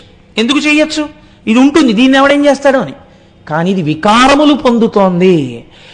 బాల్యాదిశ్యపి జాగ్రదాదిషు తథా సర్వాస్వవస్థాస్యపి వ్యావృత్తాస్వనువర్తమానమహమిత్యంతఃస్ఫురంతం సదా అంటారు శంకరాచార్యులు వారు దక్షిణామూర్తి స్తోత్రంలో. అవస్థల రూపంలో ఇది మారిపోతోంది. పుట్టినప్పుడు ఇంతుంది మా అమ్మ ఒళ్ళో, ఇది మిలిమిల్లిగా పాకింది, ఇది నిలబడింది. మా అమ్మ ఇలా చెయ్యిస్తే మా అమ్మ చిటికిన వేలు పట్టుకుని నడిచింది, మా నాన్నగారి చిటికిన వేలు పట్టుకుని నడిచింది. ఆ తరువాత మా నాన్నగారు ఇలా ఎత్తుకుంటే, అంత పొడుగ్గా ఉన్న నాన్నగారు ఎత్తుకుంటే ఏరియల్ వ్యూలో చూసినట్టు లోకాన్ని చూస్తూ సంతోషించేది. ఆ తర్వాత ఇదే నడవడం మొదలుపెట్టింది. ఆ తర్వాత ఇది దినదిన ప్రవర్ధమానమైంది. ఇప్పుడు ఇదే దాని బిడ్డల్ని ఎత్తుకుంటోంది. ఇప్పుడు ఇది అంత పొడుగైంది. కొన్నాళ్ళు పోయిన తర్వాత ఇది తరిగిపోతుంది, ఇది జర్జరీభూతం అయిపోతుంది, ఇది ముడతలు పడిపోతుంది, ఇది ఇంత ధాటిగా మాట్లాడలేదు, ఇది క్రమక్రమంగా క్షీణించిపోయి ఇది నేను తినలేను అంటుంది, దంతపుష్టి లేదు అంటుంది, అని ఇది నాకు జీర్ణం అవ్వట్లేదు అంటుంది. కొన్నాళ్ళకి ఇది లేని స్థితి వచ్చేస్తుంది. అంటే ఏది శాశ్వతమో తెలిపోతుంది, తొడుక్కున్నది వెళ్ళిపోయింది. తొడగబడినది చివరి స్థితికి బూదిగా మారిపోయింది. ఎవరు దీనికి నమస్కరించారో వారందరూ వచ్చి నమస్కారం చేసి దీన్ని తీసుకెళ్లి గౌరవంగా బూది చేసేస్తారు. కాబట్టి చిట్ట చివరికి ఏమవుతోంది? ఇదంతా బూది అయిపోతోంది. ఎవరు ఈ ఢమరుకతో సృష్టిస్తున్నాడో వాడే దీనిలోకి లోకాన్నంతటినీ లయం చేస్తున్నాడు. ఈ రెంటికి మధ్యలో ఏముంది? కొన్నాళ్ళు ఖాళీ ఉంది. ఇది బ్రతుకు, భవతి, ఉన్నావు అన్నటువంటి విశేషం. డేట్ ఆఫ్ బర్త్కి డేట్ ఆఫ్ డెత్కి మధ్యలో ఉన్నటువంటి టైం. ఇది ఏమంటున్నావు? నేను నేను నేనున్నానని ఇది చూపిస్తున్నావు. ఇది ఉండేది కాదు, వెళ్ళిపోవడానికి పరుగులు తీస్తోంది. ప్రతి క్షణం అది దాని గమ్యం వైపుకు పరుగులు తీసేస్తోంది, అది వెళ్ళిపోవడానికి సిద్ధంగా ఉంది. మరి వెళ్ళిపోయేది ఎందుకు ఇచ్చినట్టు? వెళ్ళిపోయే దాంట్లో కూర్చుని వెళ్ళం దాన్ని పట్టుకోవాలి. కాబట్టి దీనికి దీనికి మధ్యలో నవ్వుతున్నవాడు ఉన్నాడు, వాణ్ణి పట్టుకున్నావా ఇది అందులో పడిపోయినా నువ్వు మాత్రం వీడిగా ఉండిపోతావు. ఇది నటరాజు, ఇది ఆనంద తాండవం, ఇది నువ్వు పొందవలసిన ఆనందం. నువ్వే ఆనంద స్వరూపివై నిలబడిపోవాలి ఇలాగా. ఇది ఊర్ధ్వముఖమునందు మీకు కనపడేటటువంటి తత్వం. కాబట్టి భవతి ఉన్నట్టుగా కాసేపు నిలబెట్టిన వాడెవడు అని స్థితికారుడు అంటారు. ఇప్పుడు ఈ నవ్వుతున్న ముఖము స్థితికారుడే విష్ణువు. ఇప్పుడు విష్ణువు ఎక్కడున్నారు నాకు చెప్పండి? శివుడే విష్ణువు, విష్ణువే శివుడు. అసలు తత్వత రెండు పదార్థాలు ఎక్కడున్నాయి? అన్ని పదార్థాలు ఉండవు లోకంలో. అలా ఉంటే అంతకన్నా చిత్రమైన విషయం ఇంకోట్లేదు. శాస్త్రం ఆ మాటని ఒప్పుకోలేదు అసలు. వేదం ఏకో దేవః సర్వభూతాంతరాత్మ సర్వభూతాదివాసః సాక్షి చేతో కేవలో నిర్గుణశ్చ అని చెప్తోంది శృతి. అన్నిలో ఉన్నదొక్కటే, అదొక్కటే ఇన్ని రూపాలుగా భావిస్తోంది. నువ్వు భాగవతం చెప్పినప్పుడు అది కృష్ణుడని చెప్పు, నువ్వు వెంకటాచల వైభవం చెప్పినప్పుడు అది వెంకటేశ్వరుడని చెప్పు, నువ్వు అమ్మవారి గురించి చెప్పినప్పుడు సౌందర్యలహరిలోని జగజ్జనని అని చెప్పు, నువ్వు అది శివమహాపురాణం చెప్పినప్పుడు శివుడని చెప్పు. నువ్వు ఏ పేరు పెట్టి పిలిచినా అది మాత్రము పరబ్రహ్మము. ఇది మనకి బోధ చెయ్యడానికి శాస్త్రం ప్రయత్నం చేసింది. ఈ తత్వాన్ని ఆవిష్కరించడానికి ఆనంద తాండవ మూర్తి వచ్చింది. అయితే ఇబ్బంది ఎక్కడొస్తుందంటే దీనికి మీ ప్రయత్నం లేదు కదండి.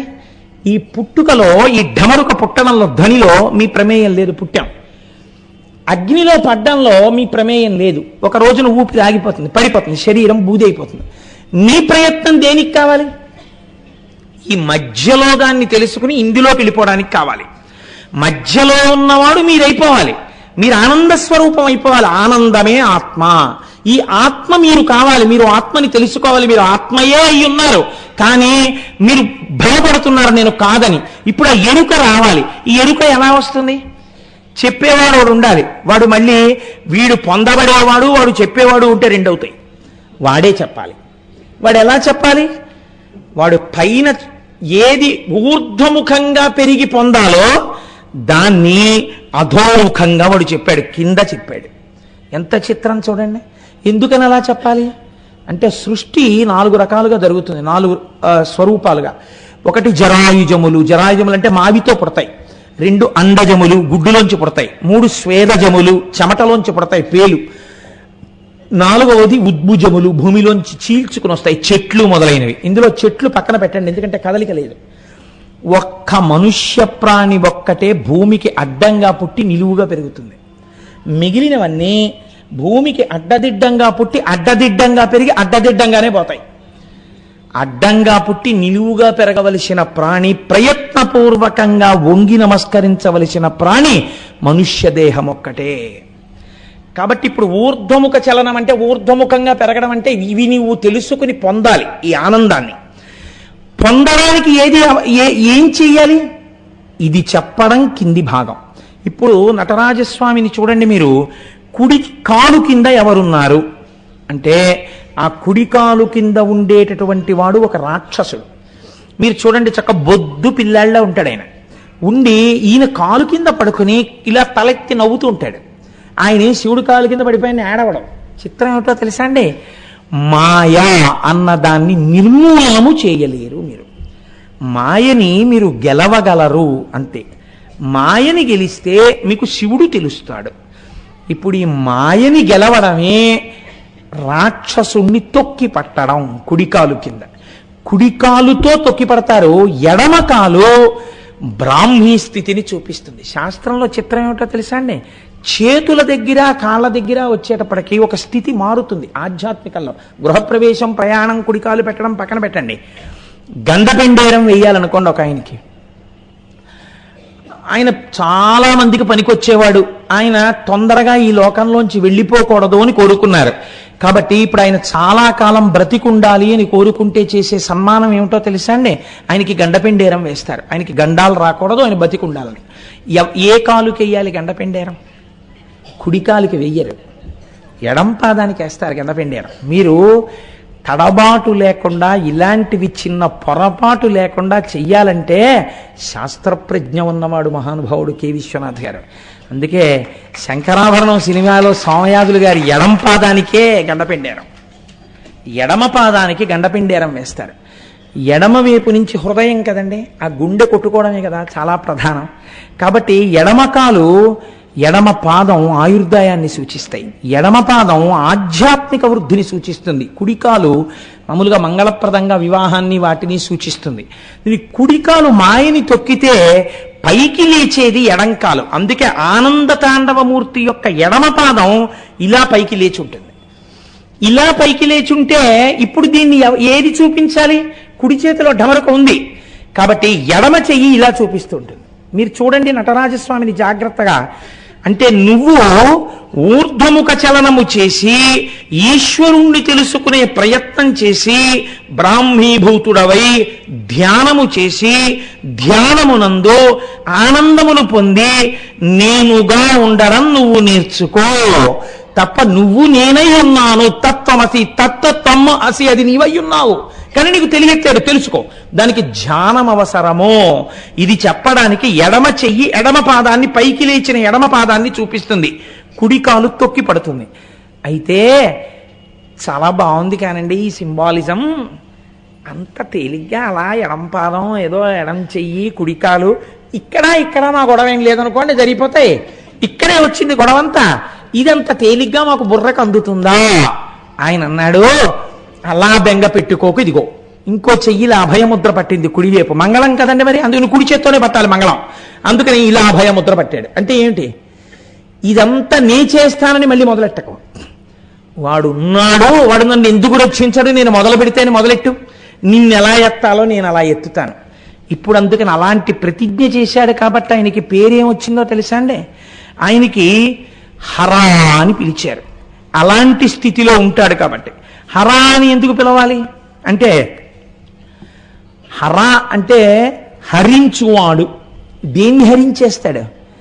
చాలామంది తెలిసి తెలియని మాటలు, అర్థం పర్థం లేని మాటలు చెప్తుంటారు. హరా అంటే మిమ్మల్ని హరించేస్తాడు, అందుకని శివుడి జోలికి వెళ్ళకూడదని. అదే పని అండి. అలా అయితే అసలు ఇన్ని శివాలయాలు ఎందుకు కడతారండి నాకు తెలియక అడుగుతాను. అంత గొప్పవాడే కృష్ణదేవరాయల వారు శ్రీశైలానికి గోపురం ఎందుకు కడతారు? అసలు ఇన్ని శివాలయాలు ఉంచమని ఎందుకు చెప్తారు ఋషులు? ఎందుకు శివమహాపురాణం వచ్చింది? ఎందుకు రుద్రాధ్యాయం వచ్చింది వేదంలో? కాబట్టి మనం తెలిసి తెలియని మాటలు లోకంలో ప్రచారం చేయకూడదు. అది దోషభూయిష్టం అయిపోతుంది. తెలియని వాళ్ళు ఏమనుకుంటారంటే పాపం అది నిజం అనుకుంటారు. హర అన్న శబ్దము చేత పాపము హరింపబడుతుంది. పాపం అంటే ఏమిటండి? మీరు ఈశ్వరుణ్ణి చేరకుండా అడ్డుగా వచ్చేటటువంటి ప్రతిబంధకమునకు పాపమని పేరు. ఉపన్యాసం విందాం, ఏదో తెలుసుకుందామన్నది చాలా మంచి ప్రయత్నమే. కానీ తీరా వచ్చేటప్పటికే ఆనుకోవడానికి ఒక స్తంభం దొరకడం, అక్కడి నుంచి నిద్ర రావడమే పాపం. కాబట్టి ఇప్పుడు ఏమవుతుంది? చక్కగా స్తంభానికి ఆనుకుని నిద్ర వస్తుంది. నిద్ర వస్తే ఎందుకు వచ్చినట్టు ఉపన్యాసానికి? పాపము ప్రతిబంధకమగుట. ఈ ప్రతిబంధకము తొలగాలి. ఈ ప్రతిబంధకము తొలగాలంటే ఎలా తొలగాలి? ఈశ్వరానుగ్రహం చేతనే తొలగాలి. ఈశ్వరానుగ్రహంతో పాపం తొలగడం అంటే ఏమిటో తెలుసా అండి? మీరు తొలగించుకుని ఈశ్వరుడి వైపుకి వెళ్ళలేకపోతున్నారు కాబట్టి మీరు ఆయన పాదాలు గట్టిగా పట్టుకుని అన్యథా శరణం నాస్తి త్వమేవ శరణం మమ శరణం తరుణేందుశేఖర శరణం మే గిరిరాజ కన్యక శరణం పునరేవతావుభౌ శరణం నాణ్యదుపైమి దైవతం. ఈశ్వరా నిన్నే శరణు పొంది ఉన్నాను, నన్ను ఉద్ధరించు అని మీరు పూనికతో ఆయన పాదాలు పట్టుకుని ఒక నామం చెప్పండి, ఒక పువ్వు వేయండి. అందుకే ప్రపంచంలో అన్నింటికన్నా పనికి మాలినవేవో శివుడు అడుగుతాడు. ఎందుకు అడుగుతాడో తెలుసా అండి? ఉదారుడై ఉండాలండి ప్రపంచంలో. మీరు చూడండి, మీకు అన్ని రకాలుగాను అభ్యున్నతిని కలిగించేటటువంటివి ఏది ప్రపంచంలో? లోకంలో అంత పూజనీయమైన వస్తువు అంటూ ఉంటే ఆవు పాలే. తల్లికి పాలు లేవనుకోండి, ఆవు పాలు పట్టాలి శిశువుకి. మీకు గ్రహదోషం వచ్చిందనుకోండి, ఆవు పాలతో అభిషేకం చేయాలి. మీరు ఆదివారం నాడు సూర్యుడికి పరవన్నం వండాలనుకోండి, ఆవు పాలతో వండాలి. మీకు ఇన్ని పాలనిచ్చేటటువంటి ఆవు యొక్క గొప్పతనం చూడండి. మీరు నాకు నెలకి 10,000 రూపాయలతో 10,000 రూపాయల సామాగ్రి పెడితే తప్ప నేను చెంబుడు పాలు ఇవ్వనని ఆవు ఉందనుకోండి, అసలు ఆవు అన్నదే ఉండదు ఈ లోకంలో. కానీ మీ ఎవ్వరికీ అక్కర్లేని గడ్డి తాను తిని మీకు పాలు ఇచ్చేస్తుంది. ఇవ్వడంలో కూడా చిత్రం చూడండి. మీరేం చెయ్యాలి పాలు పొందడానికి? మీరేం చెయ్యక్కర్లా, దూడను వదిలితే చాలు. దూడ ఇలా వెళ్ళి ఆ శిరములను పట్టుకుని చప్పరించేటప్పటికీ పాలు వదులుతుంది. తిన్న ఆహారాన్ని వెనక్కి తీస్తుంది ఆవు. దానికి ఆ శక్తి ఉంది. జీర్ణం చేసేటప్పుడు గబగబా తినేసి ఉండలు ఉండలుగా మళ్ళీ వెనక్కి తెచ్చుకుని మళ్ళీ అలా తాదాత్మ్యంతో నవ్వులుతుంది. నవిలి నురగలు వస్తుంటాయి పక్క నుంచి. అప్పుడు మళ్ళీ మింగి, నిజంగా చాలా చిత్రంగా ఉంటుందండి. ఎక్కడైనా చెట్టు కింద ఆవు కనపడితే చక్కగా అలా చూస్తుండేవాడిని నేను పూర్వం. ఎందుకంటే అది నెమర వేసుకుంటున్నప్పుడు చూస్తుంటే నిజంగా బా ఏమి ధ్యానముద్రలో ఉందిరా ఇది అనిపిస్తుంది. నేను కోటేశ్వరరావు చెప్పారని కాదు, మీరు చూడండి, ఒక ఉండల అది మింగింది ఇలా కంఠంలోంచి కడుపులోకి వెళ్ళిపోతుంది. ఒక్క క్షణం వ్యవధిస్తుంది, అలా నిలబడుతుంది నోరు మూసుకొని, అంతే అంటుంది. ఈ కడుపులోంచి ఇంకొక ఉండ మీకు కనపడుతుంటుంది. కనపడుతుండగా ఒక ఉండ ఇలా ముందుకొచ్చి కంఠంలోంచి నోట్లోకి వస్తుంది. ఇప్పుడు మళ్ళీ నోరు తెరిచి గడ్డి గడ్డిగా ఉండ మీకు కనపడుతుంది. దాన్ని మళ్ళీ బాగా నవ్వులుతుంది. నవిలి మళ్ళీ మింగుతుంది. ఈ మింగబడినది బాగా నవలవలసినది కలవ వావులో. ఏం ఆశ్చర్యం అండి! మీరు మళ్ళీ కట్టేస్తారేమో అని దొరికింది గబగబా తినేస్తుంది. తర్వాత మీరు కట్టేసినా మీకోసం సాయంకాలానికి అటువంటి పాలు సిద్ధం చేస్తుంది. ఇలా దూడొచ్చి చప్పరిస్తే తిన్న ఆహారాన్ని వెనక్కి తీయగలిగిన ఆవు పాలని వెనక్కి తీయడం చేత కాదు, తీయది వెనక్కి. వీడొచ్చి పితికేస్తున్నాడని తెలిసినా మీరు ఇలా చల్లి నీళ్లు ఆ శిరాన్ని పట్టుకుని పిండేస్తుంటే పాలని మాత్రం వెనక్కి తీయదు, వదిలిపెట్టేస్తుంది అంతే. లోకమునందు మహోదయులైనటువంటి వారి యొక్క విషయాలన్నీ అలాగే ఉంటాయి. శివుడు కూడా అంతే. అందుకే 2 చాలా ఆయనకి, ఎవ్వరికీ పనికిరానివి. ఒక జిల్లేడు పువ్వు, ఒక తుమ్మి పువ్వు, ఈ 2 ఆయనకి చాలు. తుమ్మి పూలు ఎవరు దండలు కట్టుకుని తలలో పెట్టుకోరు. తుమ్మి పూలు ఎవరు అంత ఓపిగ్గా కొయ్యరు. కానీ ఆ తుమ్మి పూలు తీసుకొచ్చి ఇలా వేస్తే చాలు, పొంగిపోతాడు. జిల్లేడు సాధారణంగా పాడుపోయిపోయిన ఇళ్లల్లో ఉంటుంది, అందులోకి అసలు ఎవరు వెళ్ళరు. కాబట్టి మీరు జిల్లేడు పూలు కోసుకున్నారంట, అదేంటంటే పూలన్నీ కోస్తున్నారు అని ఎవరు అడగరు. ఆ జిల్లేడు పువ్వు ఈ 2 వేస్తే చాలు, పొంగిపోతాట ఆయన. అబ్బబ్బబ్బబ్బా ఎంత పూజ చేసేసావురా అంటట. కాబట్టి చాలా తేలిక వాటిని బుచ్చుకుని పెద్ద ఫలితాలను ఇస్తాను. ఎందుకు భయపడతావు? ఇది అభయముద్ర. అసలు అలా చేస్తానను చాలు. ఇలా ఓ తుమ్మి పువ్వు పట్టుకొచ్చి ఇలా ఓ పాదం మీద వేయి చాలు, నిన్ను కౌగిలించేసుకుంటాను నా వాణ్ణని. ఇది హర, నీ పాపాన్ని హరిస్తాను. హరించడంలో ఒక చిత్రం ఉంది. ఈ హరించినప్పుడు క్రమంగా పెరుగుతాడు ఉపాసకుడు. పెరిగి శివ అంటే మంగళాన్ని చేరుతాడు. నేను ఈశ్వర నీవాడను కావాలి అంటాడు. ఇప్పుడు ఈ స్థితి ఎలా ఉంటుందో తెలుసా అండి? తన వారి మధ్యలోనే ఉంటాడు, తన భార్యతో ఉంటాడు, తన పిల్లలతో ఉంటాడు, అందరూ తన వాళ్ళతో ఉంటాడు. కానీ తన వాడు ఎవడు అని అడిగితే లోపల మాత్రం నా శివుడు అంటూ ఉంటాడు. పైకి అండ అస్తమానం అలా అంటే ఇంట్లో గొడవలు వస్తాయి. అలా పైకి అనక్కర్లేదు, నేను చేరవలసినది శివుడనే అంటుంటాడు. ఇప్పుడు ఇలా అంటుంటే ఏమవుతుంది? భార్య భర్తని చేరడానికి ఎలా తపిస్తుందో తాను శంకరుణ్ణి చేరడానికి అలా తపిస్తాడు. అందుకే నాయిక నాయక భావనలతో కవిత్వాలన్నీ వచ్చాయండి. రమణ భగవానులంతటి వారు అరుణాచల అక్షర మణిమాల అని చెప్పి రచన చేసి అరుణాచలేశ్వరుణ్ణి పెళ్లి కొడుగ్గా తన్ని పెళ్లి కూతురుగా సంభావన చేసుకున్నారు. ఎందుకు చేస్తారో తెలుసా? అలాగే వైష్ణవ సంప్రదాయం నందు ఆళ్వారులు అని అంటారు. ఆళ్వారులు అంటే ఏమిటో తెలుసా అండి మీకు? సమస్త శుభలక్షణములు కలిగినటువంటి స్త్రీ ఒక అర్థంలో. అందుకే మీరు పూర్వ రాజశాసనాలు చూస్తే ఫలానా ఆళ్వారిని రాజు పెళ్ళాడని ఉంటుంది. అంటే వాళ్ళు సమస్తమైనటువంటి శుభలక్షణములంటే గొప్ప పవిత్రమైన భక్తిభావమును కలిగినటువంటి వారు, ఈశ్వరుడి చేత పొందడానికి యోగ్యమైనటువంటి వారు. అలాగే మీరు ఈశ్వరుణ్ణే పొందాలనుకున్నప్పుడు భార్య భర్తని చేరినట్టు తాను ఈశ్వరుణ్ణి చేరాలని ఒక్కడే పురుషుడున్నాడు. పతిం విశ్వస్యాత్మేశ్వరగం శాశ్వతగం శివం అచ్యుతం అంటాడు. ఆ శివుడొక్కడే పురుషుడు, వాణ్ణి మేము చేరాలంటారు. ఇప్పుడు స్త్రీ పురుష భావన ఉందా? అందరూ స్త్రీలే, అందరూ ఆయన్ని చేరాలనుకుంటారు. చిత్రం ఏమిటో తెలుసా అండి? ఈ పొందిన స్థితి మీకు గమ్మత్తుగా ఉంటుంది. ఒకానొకప్పుడు బృందావనంలో మహానుభావుడు వల్లభాచార్యుల వారిని చాలా గొప్పవారు. వారు బృందావనానికి విజయం చేశారు. విజయం చేసి అక్కడ స్తోత్రాలు, భజనలు, పాటలు, శిష్యులు చాలా అందంగా గడుపుతున్నారు. అదే బృందావనానికి మీరాబాయి వెళ్ళింది. వెళ్ళి ఆవిడ కూడా మహాభక్తి తత్పరురాలు. మీరాబాయి కబురు చేసింది వల్లభాచార్యుల వారికి, అయ్యా ఒక్కసారి మీ దర్శనం చెయ్యాలనుకుంటున్నాను అంటే ఆయన అన్నారు, మేము స్త్రీలని చూడం కాబట్టి మీకు దర్శనం ఇవ్వడం కుదరదు అని కబురు చేశారు. అంటే మీరాబాయి అంది, ఇప్పటి వరకు నేను లోకంలో ఒక్కడే పురుషుడు అనుకున్నాను, రెండో పురుషుడు బృందావనానికి వచ్చాడా అని కబురు చేసింది. కబురు చేస్తే వల్లభాచార్యుల వారు తెల్లబోయారు. ఏమిటి ఈ మాట అని అడిగారు. సమస్త జగత్తు పొందవలసినది కృష్ణుడిని ఒక్కడిని, అందుకని నాకు తెలిసి కృష్ణుడు ఒక్కడే పురుషుడు, అందరూ ఆయన్ని చేరుతారు. కృష్ అంటే నిరతిశయ ఆనందం. అందుకే మీకు ఇందాక చెప్పా, కృష్ణుడన్నా శివుడన్నా అన్నీ ఒక్కటే అని. ఇప్పుడు కొత్తగా వల్లభాచార్యుల వారు ఒక ఆయన వచ్చి, నేను పురుషుణ్ణి కాబట్టి స్త్రీని చూడండి అంటున్నారు, ఈయనకు ఇంకో పురుషుడు కూడా ఉన్నాడా బృందావనంలో అని అడిగాను అన్నారు.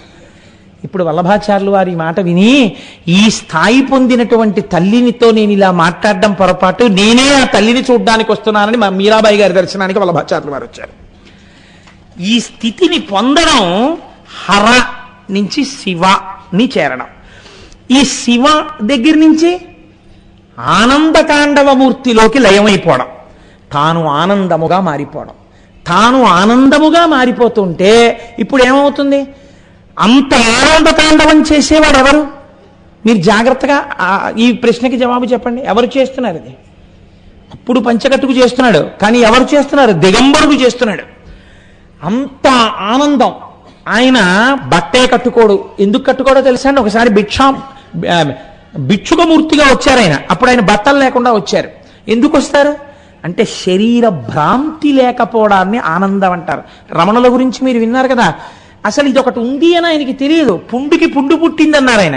అందుకని ఇది నేనేమిటి, ఇది నేను కాదు, నేను అంతటా నిండి ఉన్నాను, నాకు మరణం ఏమిటి, నా శరీరానికి మరణం ఉంది, నాకు మరణం లేదన్నారు. అటువంటి ఆత్మస్వరూపి అయినటువంటి ఆనంద తాండవమూర్తి యందు సాధకుడు కలిసిపోతే అప్పుడు ఏమవుతుంది?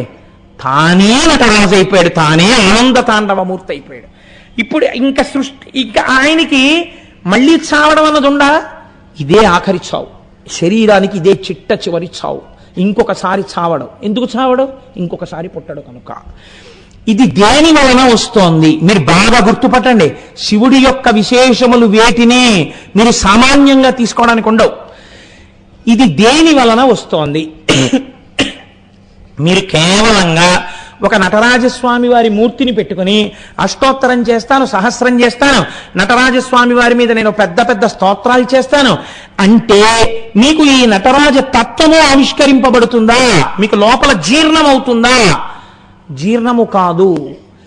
ఇలా చూడాలన్న కోరిక పుట్టడమే చాలా కష్టం అండి. అసలు అలా తెలుసుకుని అలా చూడాలని కోరిక పుట్టినా అది నిలబడడం ఇంకా కష్టం. ఎందుకనంటే కింద నవ్వుతూ ఒకడు చచ్చిపోడు, బతికే ఉంటాడు కుడికాలు కింద. వాడు ఎప్పుడు లేచి పట్టేసుకుంటాడో మళ్ళీ తెలియదు. ఎప్పుడైనా మాయ మళ్ళీ పట్టేస్తుందంతే, పట్టేసి మళ్ళీ పడిపోతాడంతే కూపంలోకి. అలా ఎప్పుడు పడిపోతాడో తెలియదు. మీకు నేను ఒక ఉదాహరణ చూపిస్తాను, చాలా ఆశ్చర్యకరంగా ఉంటుంది. రావణాసురుడు శంకరుణ్ణి ప్రార్థన చేశాడు, నాకు ఎటువంటి శంకరుణ్ణి చూడాలనుందో తెలుసా అంటే వాడు అసాధ్యం కూడా వాడు పోనీ ఏదో శివలింగంలా చూడాలనుంది, లేకపోతే కూర్చున్న వాడిని చూడాలనుందని వాడు అడగలేదు.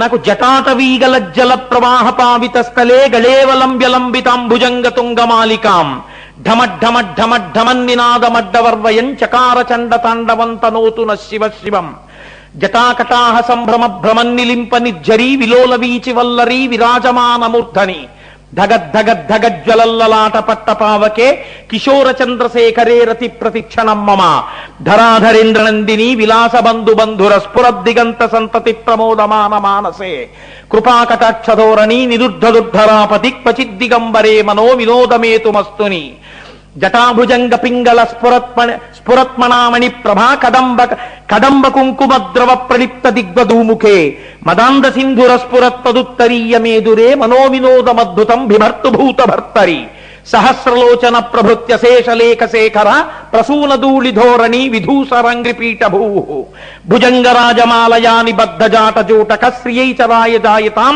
చకోర బంధుశేఖర లలాట చత్తరజ్వలద్ధనంజయ స్ఫులింగబానిపీత పంచసాయ కన్నమన్నిలింపనాయకం సుధామయూఖలేఖయా విరాజమాన శేఖరం మహాకపాలి సంపదే శిరోజటాలమస్తున కరాల పాల పట్టిక ధగద్ధగద్ధగద్ధగజ్జలల్లలాట పట్టపావక ధనంజయాధరీకృత ప్రచండ పంచసాయకే ధరాధరేంద్ర నందినీ కుచగ్ర చిత్ర పత్రక ప్రకల్పనైక శిల్పిని త్రిలోచనేమతిర్మమ నవీన మేఘమండలీ నిరుద్ధదుర్ధరాపది కుహూనిషీదినీతమ ప్రబద్ధబద్ధ కందర నిలింప నిర్జరీధర స్తనోతు కృత్తి సింధుర కళానిధాన బంధుర శ్రీయం జగద్ధురంధర అంటూ అగర్వ సర్వమంగళా కళాకదంబ మంజరీరస ప్రవాహ మాధురీ విజృంభణా మధువ్రతం స్మరాంతకం పురాంతకం మఖాంతకం గజాంధకాంతకాంతకం తమంతకాంతకం భజే పృషద్విచిత్రతల్పయోర్భుజంగముక్తికస్రజో గరిష్టరత్నలోష్టయో సుహృద్విపక్షపక్షయో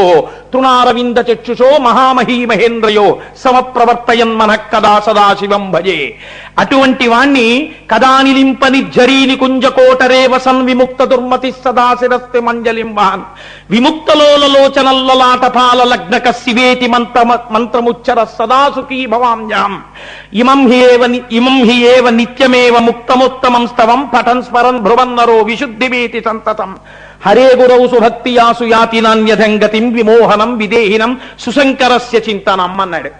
ఇంత చెప్పి జటాకటాహ సంభ్రమ భ్రమన్నిలింప నిర్జరి ఆనంద తాండవం చేస్తున్నప్పుడు ఆ జటాజూటంలో ఉన్నటువంటి గంగ బింది తిరుగుతున్నప్పుడు నీళ్లు ఎలా తిరుగుతాయో అలా తిరుగుతూ పైకి చిప్పిల్లుతున్నవాణ్ణి, జటలు అటు ఇటు ఊగిపోతున్నవాణ్ణి, ఆయన శరీరమును ఆశ్రయించి నిలబడలేక జారిపోతూ శరీరాన్ని గట్టిగా కరిచి పట్టుకున్న పావులున్నవాణ్ణి, ఆనంద తాండవం చేస్తున్నప్పుడు వేదికంతా భస్మతో నిండిపోయేటట్టుగా జలజలా రాలిపోతున్నటువంటి వాణ్ణి, పక్కన అమ్మవారు కూడా చూస్తూ నిలబడలేక సంతోషంతో లేచి తల్లి కూడా నాట్యం చేస్తుంటే జగత పితలం వందే అని ఇద్దరూ కలిసి చేస్తున్నటువంటి తాండవమున్న మూర్తిని ఏనాడు నేను గంగా తీరంలో స్నానం చేసి సైకతంలో కూర్చుని రెండు చేతులు శిరస్సు మీద పెట్టి కదానిలింప నిర్జరీని కుంజకోటరే వసన్ విముక్త దుర్మతి సదాశిరస్తమంజలింబాన్ నేను లోపల పంచాక్షరి మహామంత్రం చేస్తూ అలా చూస్తుంటే నాకు వారణాసి శిఖర గోపురముల మీద నుంచి 3 నేత్రములు కలిగినటువంటి ఆ ఆనంద తాండవమూర్తి అయిన శంకరుడు నాకెన్నడూ దర్శనమిస్తాడో నేను ఉవ్విళ్ళూరుతున్నాను, నాకు శంకరుడు గురువయ్యిట్లు దర్శనమిచ్చుగాక అని స్తోత్రం చేశాడు. ఇంత స్తోత్రం చేసినటువంటి రావణాసురుడు అలా నిలబడగలిగాడా? మీరు ఆలోచించండి. మీరు విన్నారు కదా జ్యోతిర్లింగాన్ని, రానా వెంట లంకకన్నాడు. ఏమైపోయింది మరి ఈ స్తోత్రం? అంటే అంతలో కమ్మింది మాయ. అడగడం కాదు, అడిగినవాడు నిలబడడం కూడా చాలా కష్టం. ఆ నిలబడడానికి శివానుగ్రహము ఉండి తీరాలి. శివానుగ్రహము కలిగిందా ఆయనే నడిపిస్తాడు. ఈ నడిపించడం అన్నది ఎంత చిత్రంగా ఉంటుందో తెలుసా అండి. శాస్త్రంలో పూర్వకాలంలో ఋషులు కర్మఠులై ఉన్నారు. కొంతకాలం కర్మఠులై ఉండడం అంటే వాళ్ళకి నమ్మకం ఏమిటంటే కేవలం కర్మ చేస్తే చాలు, ఫలితం వచ్చేస్తుంది. నేను మీకు చెప్పాను కదా, నటరాజస్వామి ముందు కూర్చుని పూజ చేసేస్తే నటరాజ తత్వము మీకు తెలిసిపోతుందా? మీరు ఆనంద తాండవమూర్తిగా మీరు మారగలరా? మీరు మారలేరు. మీరు ఎప్పుడు మారగలరు? మీరు దాని తత్వాన్ని తెలుసుకుని మీ యొక్క యథార్థ స్వరూపాన్ని తెలుసుకుని మాయ ఏమిటో తెలుసుకుని గురుముఖత జ్ఞానాన్ని పొందితే అప్పుడు మీరు ఈశ్వరుడు యందు ప్రవేశించేటటువంటి అదృష్టం కలుగుతుంది. మీ స్వస్వరూప భాష కలిగి మీరు ఈశ్వరుడిగా నిలబడగలరు. ఇది కలగడానికి కేవల బాహ్య పూజ సరిపోతుందా? సరిపోదు. అలాని మానేయవచ్చా? మానేయకూడదు. ఇప్పుడు ఎక్కడ ఇబ్బంది వస్తుందంటే కేవలము బాహ్య పూజ ఈ స్థితిని అందించగలదు అనుకుని మొదలు పెడితే అది ఆ స్థాయిని మీకు అందించలేదు. ఇప్పుడు దోషం ఎక్కడొస్తుందంటే పూజ చెయ్యడంలో దోషం లేదండి. జ్ఞాని కూడా పూజ చేస్తాడు, హాయిగా చేయొచ్చు, తప్పేం లేదు. కానీ పూజ చేసేటప్పుడు ఈ పూజ పండి ఫలించి ఈశ్వరానుగ్రహంగా మారి నాకు జ్ఞానాన్ని ఇస్తుంది అని పూజ చెయ్యాలి తప్ప కేవలం ఈ పూజే నన్ను ఉద్ధరించేసి ఈశ్వరుల్లో కలిపేస్తుందని అనుకుంటే కించిత్ పొరపాటు అయినట్టు. ఇప్పుడు చూడండి ఎక్కడ దోషం జరిగింది మునుల వలన. వాళ్ళు అన్నారు మేము శివలింగానికి పూజ చేస్తే చాలు. వాళ్ళ భార్యలు ఎటువంటి వారు? వాళ్ళు స్త్రీలు, వాళ్ళకి ఉపాసన ఉందా? వాళ్ళు చేస్తారా పూజ? వాళ్ళు చేయరు. వాళ్ళు చేయకపోయినా వాళ్ళు ఏం చేశారు? వాళ్ళు చెయ్యకుండా వాళ్ళు అన్నారు ఈశ్వర పూజ దేని కొరకు? ఈశ్వరానుగ్రహము కొరకు. ఆ ఈశ్వరుడు నిజమైన నేను నాది, దాన్ని చేరుకోవాలి తప్ప కేవలము పూజ రక్షించదు. పూజ చేత ప్రీతి పొందిన ఈశ్వరానుగ్రహము మనని రక్షిస్తుంది అని వీళ్ళు నమ్మారు. వీళ్ళు ఆడవాళ్ళు, వాళ్ళు మొగాళ్ళు. వీళ్ళు భర్తలతో ఈ మాట చెప్పలేరు కదా ధైర్యంగా. అందుకని వీళ్ళు రోజు కర్మలంపటులై పూజ ఒక్కటే చేసేవారు, జ్ఞానం వైపుకి వెళ్ళలేదు. ఒకానొక నాడు అరణ్యంలోకి దర్భలు సేకరించుకుని, మారేడు దళాలు సేకరించుకుని, పువ్వులు సేకరించుకుని రావడం కోసమని వెళ్ళారు. పరమశివుడు గొప్ప సౌందర్య రాశి అయి రాశీభూతమైన అందమై అసలు కన్ను విప్పి చూసిన తరువాత ఇంకా కన్ను ముయ్యలేనంత అందగాడై ఆయన ఈ దారుకావనంలో ఈ మునులు ఉండేటటువంటి ఆ కుటీరముల దగ్గరకు వచ్చాడు. రావడంలో ఒక చిత్రం చేశాడు. ఎలా వచ్చాడు? ఒంటి మీద నూలు పోగు లేకుండా వచ్చాడు. ఇది భిక్షాటనమూర్తి అని చాలా సౌందర్య రాశి. మీకు చాలా చోట్ల ఈ మూర్తి ఉంటుంది. వస్త్రము లేని భాగాన్ని ఒక పాము చుట్టుకున్నట్టుగా వేస్తూ ఉంటారు ఫోటోలు. నేను ఎక్కడ చూశానో నాకు స్ఫురణలో లేదు, కానీ చాలా పెద్ద ఫోటో. భిక్షాటనమూర్తి ఎంత అందంగా ఉంటుందో. ఇటువంటి భిక్షాటనమూర్తిగా వస్తే ఈ మునుల యొక్క భార్యలు భాగవతంలో కృష్ణుడు రాసలీల చేసిన సందర్భంలోలా తమ బిడ్డల్ని భర్తల్ని విడిచిపెట్టి వీరందరూ వెళ్ళి శంకరుణ్ణి కౌగిలించుకున్నారు. దీని యందు మీరు దోషం పట్టకూడదు. వీళ్ళు ఎందుకు వదిలిపెట్టారు తత్వం చూడాలి. వీళ్ళు ఏది వదిలినట్టు? నేను నాది, ఈ రెండు వదిలిపెట్టారు. ఇది నేను కాదు, దీనికి సంబంధించినవి నావి కావు. యథార్థమైన నేనేది, లోనున్న నేను అదే ఇప్పుడు నేల మీద ఇలా నడుస్తూ వచ్చింది. అదే నేను, నేనే అది. కాబట్టి దానిలో చేరిపోవాలి. ఇది కౌగిలించుకోవడం అంటే, ఆలింగనం అంటే. తప్ప దోషభూయిష్టంగా మీరు ఆలోచించకూడదు దాని గురించి. ఇప్పుడు మునులు వచ్చారు. వాళ్ళకి జ్ఞానం ఉందా? నేను నాది వదలడం వాళ్ళకి తెలుసా? తెలియదు. వాళ్ళకేం తెలుసు? కర్మ తెలుసు అంతే. పూజ ఒక్కటే తెలుసు వాళ్ళకి. బాహ్యమునందు తెలియని వాళ్ళల్లా ఉన్నవాళ్ళు వీరు. వీళ్ళింత జ్ఞానంతో ఉన్నారు. చాలా జ్ఞానంతో ఉన్న వాళ్ళల్లా వాళ్ళు ఉన్నారు. వాళ్ళు కేవలము కర్మ దగ్గర మాత్రమే నిలబడిపోయారు. కాబట్టి ఇప్పుడు వాళ్ళకి ఎలా కనపడ్డాడు శివుడు? తమ భార్యలని ఎత్తుకుపోతున్న వాళ్ళ కనపడ్డాడు. ఇంత అందగాడిగా వచ్చి మా భార్యల్ని తన వెంట వేసుకుపోతున్నాడు రా అనుకున్నారు. కాబట్టి ఇప్పుడు వాళ్ళు ఏం నమ్మారు? వాళ్ళు కర్మని నమ్మారు.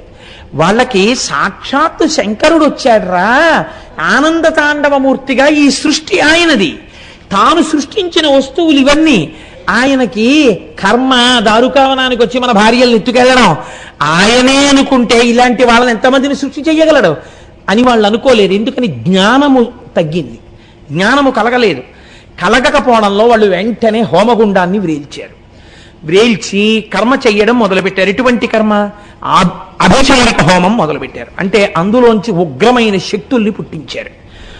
పుట్టించి ఇప్పుడు అందులోంచి మొట్టమొదట ఒక ఏనుగుని సృష్టించారు. పెద్ద ఏనుగుని సృష్టించి ఆ ఎదురుగుండా ఉన్నవాణ్ణి సంహరించు అని ఆయన మీదకి ప్రయోగించారు. ఇప్పుడు ఈ అగ్నిహోత్రాన్ని వ్రేల్చడం కోసమని చెప్పి వీళ్ళు వాడినటువంటి మంత్రములు ఏమున్నాయో శబ్దశక్తి కదండి పుట్టింది. అగ్నిలోంచి పుట్టాలంటే శబ్దశక్తికి కదా పుట్టింది. ఈ శబ్దశక్తి ఎవరి వల్ల వచ్చింది? శివుడి వల్లే వచ్చింది, డమరుకలోంచి. ఇది వాడి సొత్తే వాడి మీద ప్రయోగిస్తే వాడి మీద ఎలా పనిచేస్తుందని వాళ్ళకి అర్థం కాలేదు. వాడు యజమానికి చెందిన వస్తువే ఒకటి కొత్తగా సృష్టించామని వాళ్ళు అనుకోలేరు. ఇది జ్ఞానం లేకపోవడం అంటే. ఇది భక్తి లోపించడం, జ్ఞానము లోపించడం, కేవలం కర్మఫలు కావడం, దిద్దుకోవాలి ఇది చాలా మంది లోకంలో. కాబట్టి ఇప్పుడు ఏమైంది, ఈ ఏనుగు శబ్దబలం దాని పనే చేస్తుంది. అది శివుడి దగ్గరికి వెళ్ళింది. ఆయన ఏం చేశాడు? ఆనంద తాండవమూర్తి ఊర్ధ్వ తాండవమూర్తి అయ్యాడు. ఇప్పుడు ఇంకో కొత్త రూపం వచ్చింది. అంటే ఇలా కిందకుండేటటువంటి కాళ్ళని పైకి పెట్టి తాండవం చేయడం చేసి ఆ తాండవం చేసేటప్పుడు అంటే ఇది కించిత్ ఉగ్రమూర్తి అయ్యాడు. మీరు ఎవరిది ఈ లోకమో తెలుసుకోకుండా, ఎవరి సృష్టి అయిన శబ్దము వలన ఇవి పుట్టాయో తెలుసుకోకుండా నాదాన్ని నా మీదకి పంపిస్తున్నారు. నాదాన్ని నా మీదకి నన్ను హాని చేయడానికి పంపారా? మీవారు అనుకున్నవారు కూడా నారాయణై నేను తప్ప ఇంకోటి లేదని వారు నన్ను పొందారా? ఎవరిది ఉత్తమ భక్తి? మీ భార్యలది ఉత్తమ భక్తి. అది మీకు తెలియకపోగా నా మీద అభిచార హోమం చేసి ఏనుగుని పంపారు. ఊర్ధ్వతాండవమూర్తి అయి ఏనుగు యొక్క కడుపులో ఒక్క తన్ను తన్నాడు. అది చిన్నాభిన్నమైపోయి చిన్ని ముక్కలైపోయి అంతరిక్షంలోకి ఎగిరిపోయింది. ఆ ఏనుగు ఎగిరిపోతే వాళ్ళకి కోపం వచ్చి మళ్ళీ వాళ్ళు అభిచార హోమం చేశారు. అంటే వాళ్ళ బుద్ధి ఎందో మార్పు రాలేదు. మళ్ళీ అంటే మారుతున్నా ఏనుగుని తన్నేసినా అదేంటి అలా తన్నేశాడు అంటే ఆయన శక్తివంతుడు అని నమస్కరిస్తే ఆయన వెంటనే వాళ్ళకి ఆ జ్ఞానం ఇస్తాడు. నీకు బుద్ధినిచ్చింది నమస్కారం చేయడానికే. అందుకే హర శబ్దము చేత పాపం పోవడానికి పాదములు పట్టాలి నమస్కారంతో. ఇది చేయలేదు. వాళ్ళు చెయ్యకుండా ఒక మృగాన్ని సృష్టించారు. ఇప్పుడు ఆ మృగం అంటే జింక. అది చక్క ఇలా అలా చూస్తూ, చూపులు అందం కదండి జింకకి, అది పరిగెత్తుకుంటూ శంకరుడి దగ్గరికి వెళ్ళింది. ఇప్పుడు శంకరుడు ఏం చేశాడంటే దాన్ని ఏం చేయలేదు, దానికన్నా అందంగా చూశాడు. చాలా అందమైన వాడు కదండి, అందమైన వాడు కాబట్టి అందమైన వాడి యొక్క గొప్పతనం ఎక్కడుంటుంది? అందం 90% చూపుల్లోనే ఉంటుంది. అన్నీ బాగుండి కళ్ళు బాగులేవు అనుకోండి, ఆ ముఖంలో అందం క్షీణించిపోతుంది. ఒక్కొక్కడు పైకి ఎంత బాగున్నా ఇలా చూపే ముటముటలాడిపోతుంది అనుకోండి, ఎవడో దగ్గరికి వెళ్ళాడు. చూపులు ప్రసన్నంగా ఉన్నాయనుకోండి, ఆయన్ని చేరుతారు నలుగురును. కాబట్టి ఇప్పుడు ఆయన బహుప్రసన్నమూర్తి అయి ఏటి నా చూపుల కన్నా అందమా నీ చూపులు అన్నట్టుగా, ఏటి అంతలా చంచలమైన చూపులతో వచ్చావు ఓ జింక అని తన అంతకన్నా అందంగా కళ్ళు తిప్పి చూశాడు. చూస్తే జింక అనుకుందిట, నేను ఇన్నాళ్ళు కళ్ళు తిప్పింత అందంగా చూసేదాన్ని నేనేని లోకంలో చెప్పుకున్నారు, నాకన్నా అందంగా కళ్ళు తిప్పి చూసేవాడు ఉన్నాడు, వీడి దగ్గర ఎలా చూడాలో నేర్చుకుందామని ముఖం ఎత్తి చూపులు నిలబడిపోయి ఆయన కదులుతున్న చూపులు చూసిందిట. చూస్తే ఇప్పుడు ఆయన ఏం చేశాడు, టక్కున కోడిపెట్టని పట్టుకున్నట్టు తన వంక నేర్చుకోవాలని చూసింది. చిన్న భావన సత్వమైంది, చంపలేదు. టక్కన దాన్ని 4 కాళ్ళని పట్టుకుని ఇలా పైకెత్తో చేత్తో పట్టుకున్నాడు. మీరు చెప్తున్నారు కదండి రోజు, ధవలవపుషం ఇందోమండలేసన్నివిష్టం భుజగవలయహారం భస్మదిగ్ధాంగమీశం మృగల పరశుపాణిం. ఒక చేతిలో ఆ లేడీని పట్టుకున్నాడని చెప్తున్నారు కదా, అదే ఈ లేడీ. దారుకావనంలో పట్టుకున్న లేడే ఆ లేడీ. ఇప్పుడు ఆ లేడీని పట్టుకున్నాడు. ఇప్పుడు ఈ లేడీ ఏం చేస్తోంది? 4 కాళ్ళు పట్టుకున్నా గింజుకోవాలి, గింజుకుని దూకేద్దామని చూడాలి. అది అలా చేయట్లేదుట, అది అలాగే ఉండిపోయింది చేతిలో. ఆయన కళ్ళ వంక అలా చూస్తోంది. అబ్బాయి ఎంత బాగా కదులుతున్నాయో కళ్ళని. అప్పటి నుంచి ఇప్పటి వరకు అది శాశ్వతత్వాన్ని పొందేసింది. ఎలా పొందేసింది? కింద పెద్ద పులుంది, అమ్మవారి వాహనం, దానికి భయం లేదు. ఎందుకు భయం లేదు? శంకరుడి చేతిలో ఉంది. శంకరుడి చేతిలో ఉన్న ఏనుగులో ఎందుకు పేలిపోలేదు? శంకరుడి చూపులు చూడడంలో మగ్నం అయిపోయి ఆనందాన్ని పొందుతూ ఆయన్ని చూస్తోంది.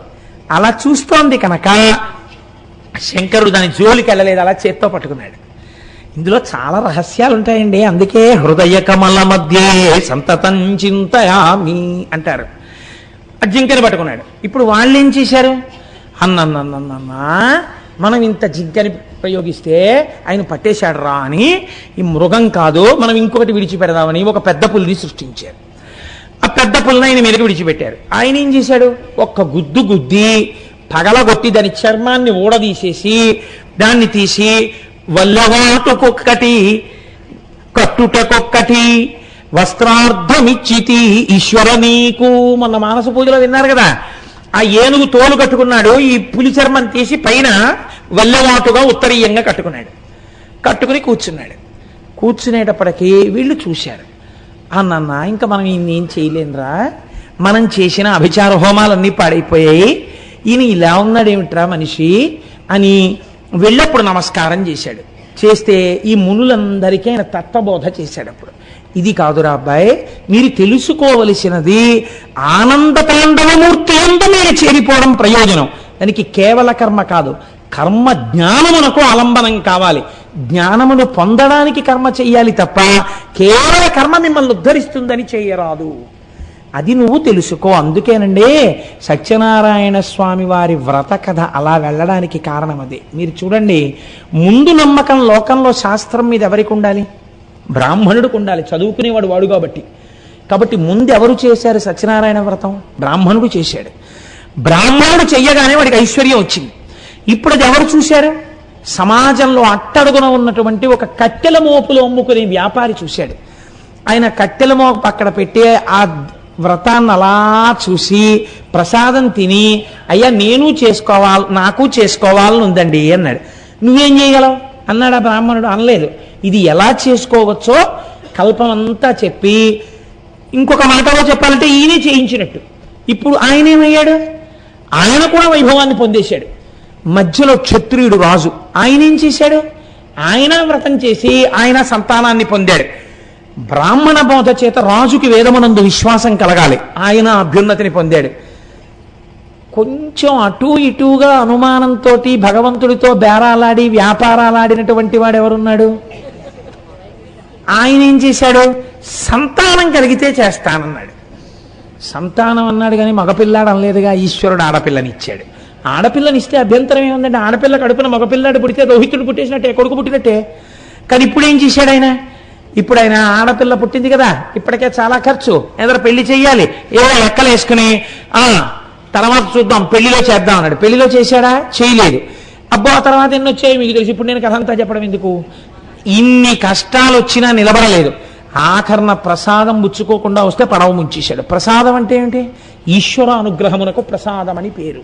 ప్రసాదం తింటే లోపలికి వెళ్ళి మనస్సులో ఆరోవంతుగా మారి బుద్ధిగా మారి, ఆ బుద్ధి చేత ఇప్పటి వరకు మీరు పడుతున్న కష్టానికి తెలియనటువంటి పరిష్కారం మీ మనస్సులోని గోచరమై మీరు ఆ పని చేయడం వల్ల మీ కష్టం తీరిపోతుంది. అయ్యో ఇన్నాళ్ళు తెలియలేదండి, ఇంత చేస్తే ఇదిగో ఆయన దగ్గరికి వెళ్తే అయిపోయిందండి పని అంటే. ఇది ఎక్కడి నుంచి వచ్చింది? ప్రసాదము ద్వారా వచ్చినది. అందుకే మన సనాతన సంప్రదాయమునందు పులిహార లోపలికి తీసుకెడుతుంటే కళ్ళకద్దుకోరు, నైవేద్యం పెట్టి బయటికి తీసుకొస్తే కళ్ళకద్దుకుని నోట్లో వేసుకుంటాం. ప్రసాదం అంటే ప్రసాదమే మనకి. అంతేకాని ఈశ్వరుడు తిన్నాడా అండి, ఎందుకు పెట్టడం అండి, ఇలాంటి వెర్రి మాటలు చేతకాక ఋషులు పెట్టలేదు నైవేద్యాన్ని. ఆయన దృష్టి చేత అనుగ్రహిస్తాడు రా అని చెప్పింది శాస్త్రం. ఒకవేళ నిజంగా నువ్వు భక్తితో పెడితే తింటాడేమో. అటుకులు అడిగి మరీ కుచేలుడి దగ్గర తినలా. మీకు నేను ఒక యథార్థం చెప్తున్నానండి, మీరు పూనికతో నైవేద్యం పెట్టండి, అనుకోకుండా మీ ఇంటికి ఆ రోజున ఎవరో ఒకరు వచ్చి తింటారు ప్రసాదం. ఖచ్చితంగా జరుగుతుంది. ఈశ్వరుడు ఢమరుకా అవన్నీ పట్టుకుని వచ్చేయక్కర్లేదు, ఎవరి రూపంలోనో వస్తాడు. మీకు ప్రసాదం ఈయనకి ముందు పెడదామనిపిస్తుంది.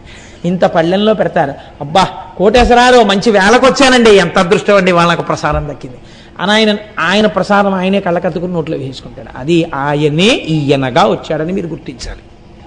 ఈశ్వరుడు అలా వచ్చి స్వీకరించి మీకు వ్రతఫలాన్ని ఇస్తాడు ఒక్కొక్కసారి. కాబట్టి ఈ కర్మ జ్ఞానమునకు దారి తీయాలి. మీ ఎడల అలా జరగలేదు. జరగకపోవడం దీనికి అంతటికీ కారణమైందని స్వామి ఇప్పుడు వీటిని తీసుకుని తాను చేతులలో ఆభరణములుగా ధరించారు. ఎందుకు ఇవి ధరించాలి? ఏదో ఋషులు ప్రయోగించింది, ఇప్పుడు ఎందుకంటే అవన్నీ పట్టుకుని అప్పటి నుంచి ఇప్పటి వరకు అలా కూర్చోవడం. ఎవరో ఏదో ప్రేమతో నాకు ఏదో ద్రాక్ష పళ్ళు అరటి పండు ఇచ్చారనుకోండి, పోనీ అవి ఏదో కారు దాకా పట్టుకెళ్ళి ఇంటికి పట్టుకెడితే బాగుంటుంది. మీరు రేపు పొద్దున్న ఏదో పని మీద మా ఇంటికి వచ్చేటప్పుడు కూడా నేను అలాగే అరటిపళ్ళు పట్టు కూర్చున్నాను అనుకోండి, ఏమంటే ఎందుకంటే అలా పట్టు కూర్చున్నారు, పోనీ తింటే తినాలి లేకపోతే పక్కనెట్టాలి, అదేంటి అరటిపళ్ళు పట్టు కూర్చోరా ఎందుకని అడగరు నన్ను. అబ్బో నాకు ఆ అరటిపళ్ళు ఎంత ప్రీతితో ఇచ్చారో అండి ఆవిడ ముఖం చూస్తే ఎంత భక్తితో ఇచ్చారో, అందుకని కాదని లేక నిద్ర మానేసి ఇలాగే అరటిపళ్ళు అట్టు కూర్చున్నానని అనుకోండి, మూర్ఖుడు ఆవిడ అరటిపళ్ళు పట్టు కూర్చోరా అంటే అనరు మీరు నన్ను.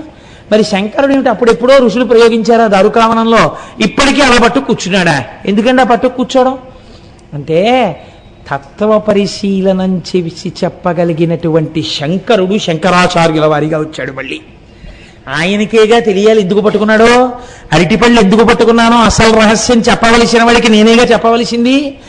అలా గురువు రూపంలో అదే శంకరుడు వచ్చాడు. మళ్ళీ వచ్చి ఎందుకు పట్టుకున్నాడో ఇప్పుడు శంకరాచార్యుల వారిగా శివానంద లహరిలో చెప్పారు. ఆయన ఎక్కడ చెప్పారు? కరలగ్న మృగ కరేంద్రభంగో ఘన శార్దూల విఖండనోస్తజంతు గిరిశో విశదాకృతిశ్చ చేతః కుహరే పంచముఖోస్తి మే కుతోభైః అని ఒక శ్లోకాన్ని రచన చేశారు.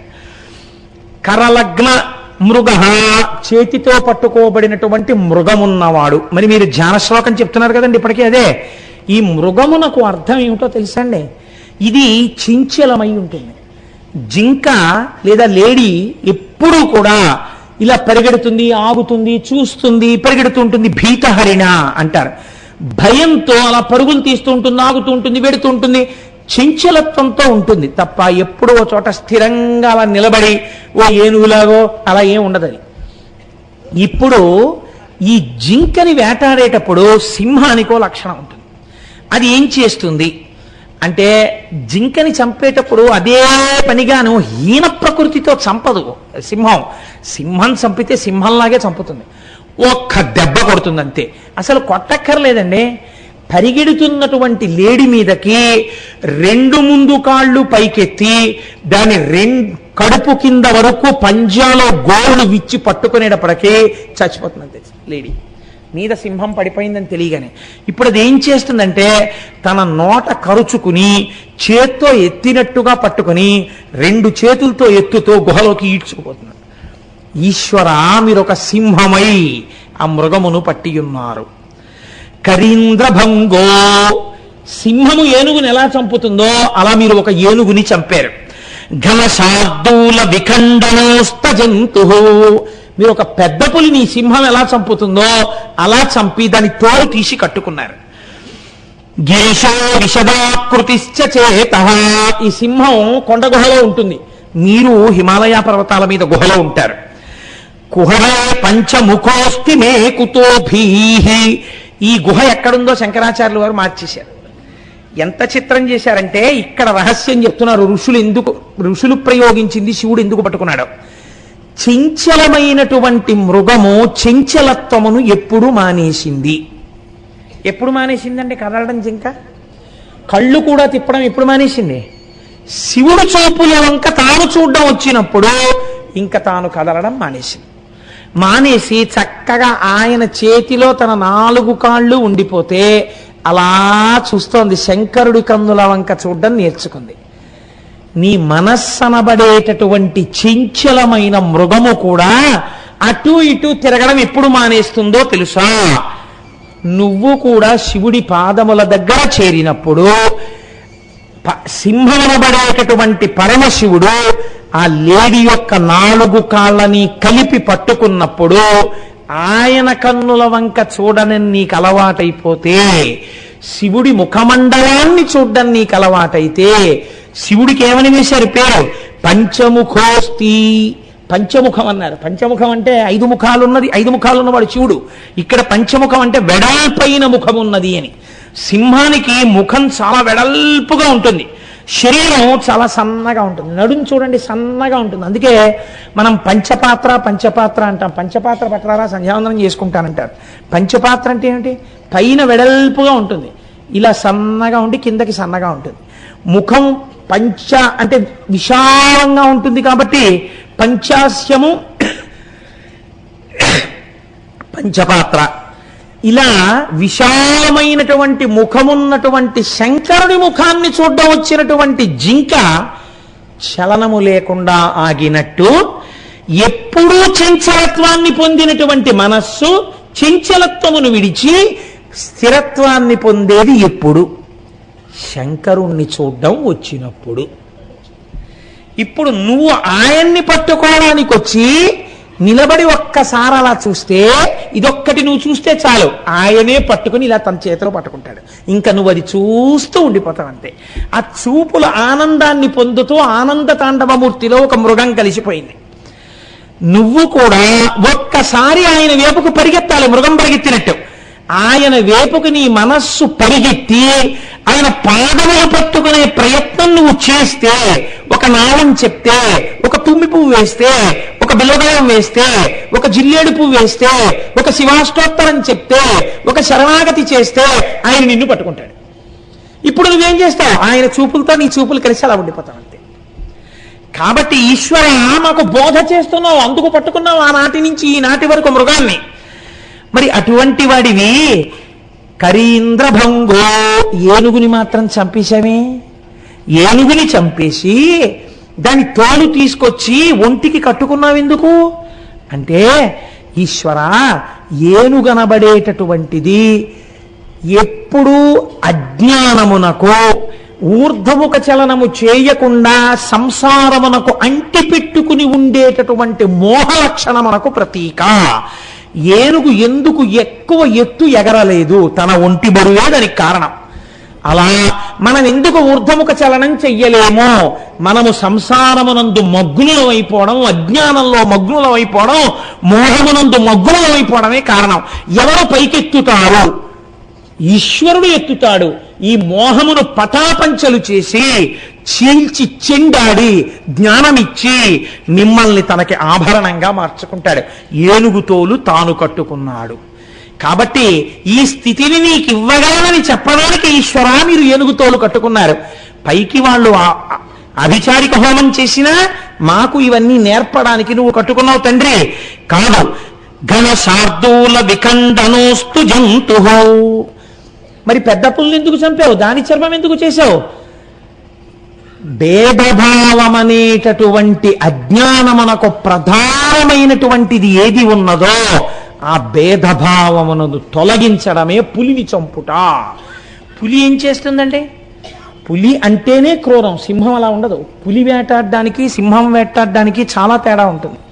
పులి ఒక మృగాన్ని చంపి దాన్ని అక్కడ ఉంచి కుళ్ళిన తర్వాత కూడా పులి తింటుంది. సింహం అలా తిందు. గ్రాసము లేక సృక్కినను అని సింహం మీద పద్యం. ఆఖరికి అన్నం లేక నీరసించిపోయినా ఏనుగు కుంభస్థలంలో మాంసం తినాలని ఆశపడుతుంది, కానీ గుంటనక్కని వేటాడి బతుకుదామని సింహం అనుకోదు. సింహం సింహమే. కాబట్టి అన్నీ తనదైన మృగరాజు సింహం. ఈశ్వర మీరు సింహం. మరి మీరు పులిని ఎందుకు చంపారు? పులి అంటే భేదభావము, క్రౌర్యము. క్రౌర్యమునకు కారణం ఎక్కడి నుంచి వచ్చింది? భేదములోంచి వచ్చింది. వాడు వేరు, తాను వేరు. ఈ వేరేది ఎక్కడ కనపడినా దాని పర్యవసానము క్రోధమునందో కామమునందో. కామానికి అక్క చెల్లెలు క్రోధం. ఏదో రకంగా కోపము, భేదము, శత్రుత్వము, వైషమ్యము, ద్వేషించుట ఇవి వచ్చి తేలితాయి. అంతా ఒక్కటే అన్ననాడు, అన్నీ అదే అయిన నాడు మీరు ఎవరిని భేదభావంతో చూస్తారు? అన్నీ వాడయ్యున్నాడు. ఈ అన్నీ వాడయ్యున్నాడన్న పరమసత్యాన్ని చెప్పడం, దాన్ని చంపి తోలు ఊడదీసి తాను కట్టుకోవడం, ఇప్పుడు అది పవిత్రమైపోయింది. ఈ భేదభావాన్ని నిర్మూలించడం, పులిని చంపడం. అటువంటి వాడివి ఆ సింహం ఎక్కడ పడుకుంది? పర్వత గుహలో పడుకుంది. నువ్వెక్కడ పడుకున్నావు? ఈశ్వర నీవు కూడా పర్వత గుహలో పడుకుంటావు. నువ్వు పడుకున్నటువంటి పర్వత గుహ ఎక్కడున్నదో తెలుసా? ఇక్కడే నా హృదయం అనబడేటటువంటి పర్వత గుహ యందు నీవు పడుకుని ఉన్నావు. పడుకుని నువ్వు నోరు తెరిచి ఇలా రెండు పాదాలు ముందుకేసి నువ్వు నోరు తెరిచి నాల్క జాపి నువ్వు అలా చూస్తూ ఉంటే ఈ పులి కాని, ఈ మృగం కాని, ఈ ఏనుగు కాని ఇవి ఏమైనా పనికొస్తాయా? పంచముఖోస్తి మే కుతో భీహి. ఇంకా నాకు భయం ఎందుకు? ఇప్పుడు నాకు భయం ఎక్కడుంది? ఇప్పుడు నాకు భయం లేదు, ఏమీ లేవు, ఉన్నదొక్కటే పదార్థం, ఏకమేవా అద్వితీయం బ్రహ్మ, పూర్ణమైన అద్వైత స్థితి. కాబట్టి ఇప్పుడు భయం ఎందుకు?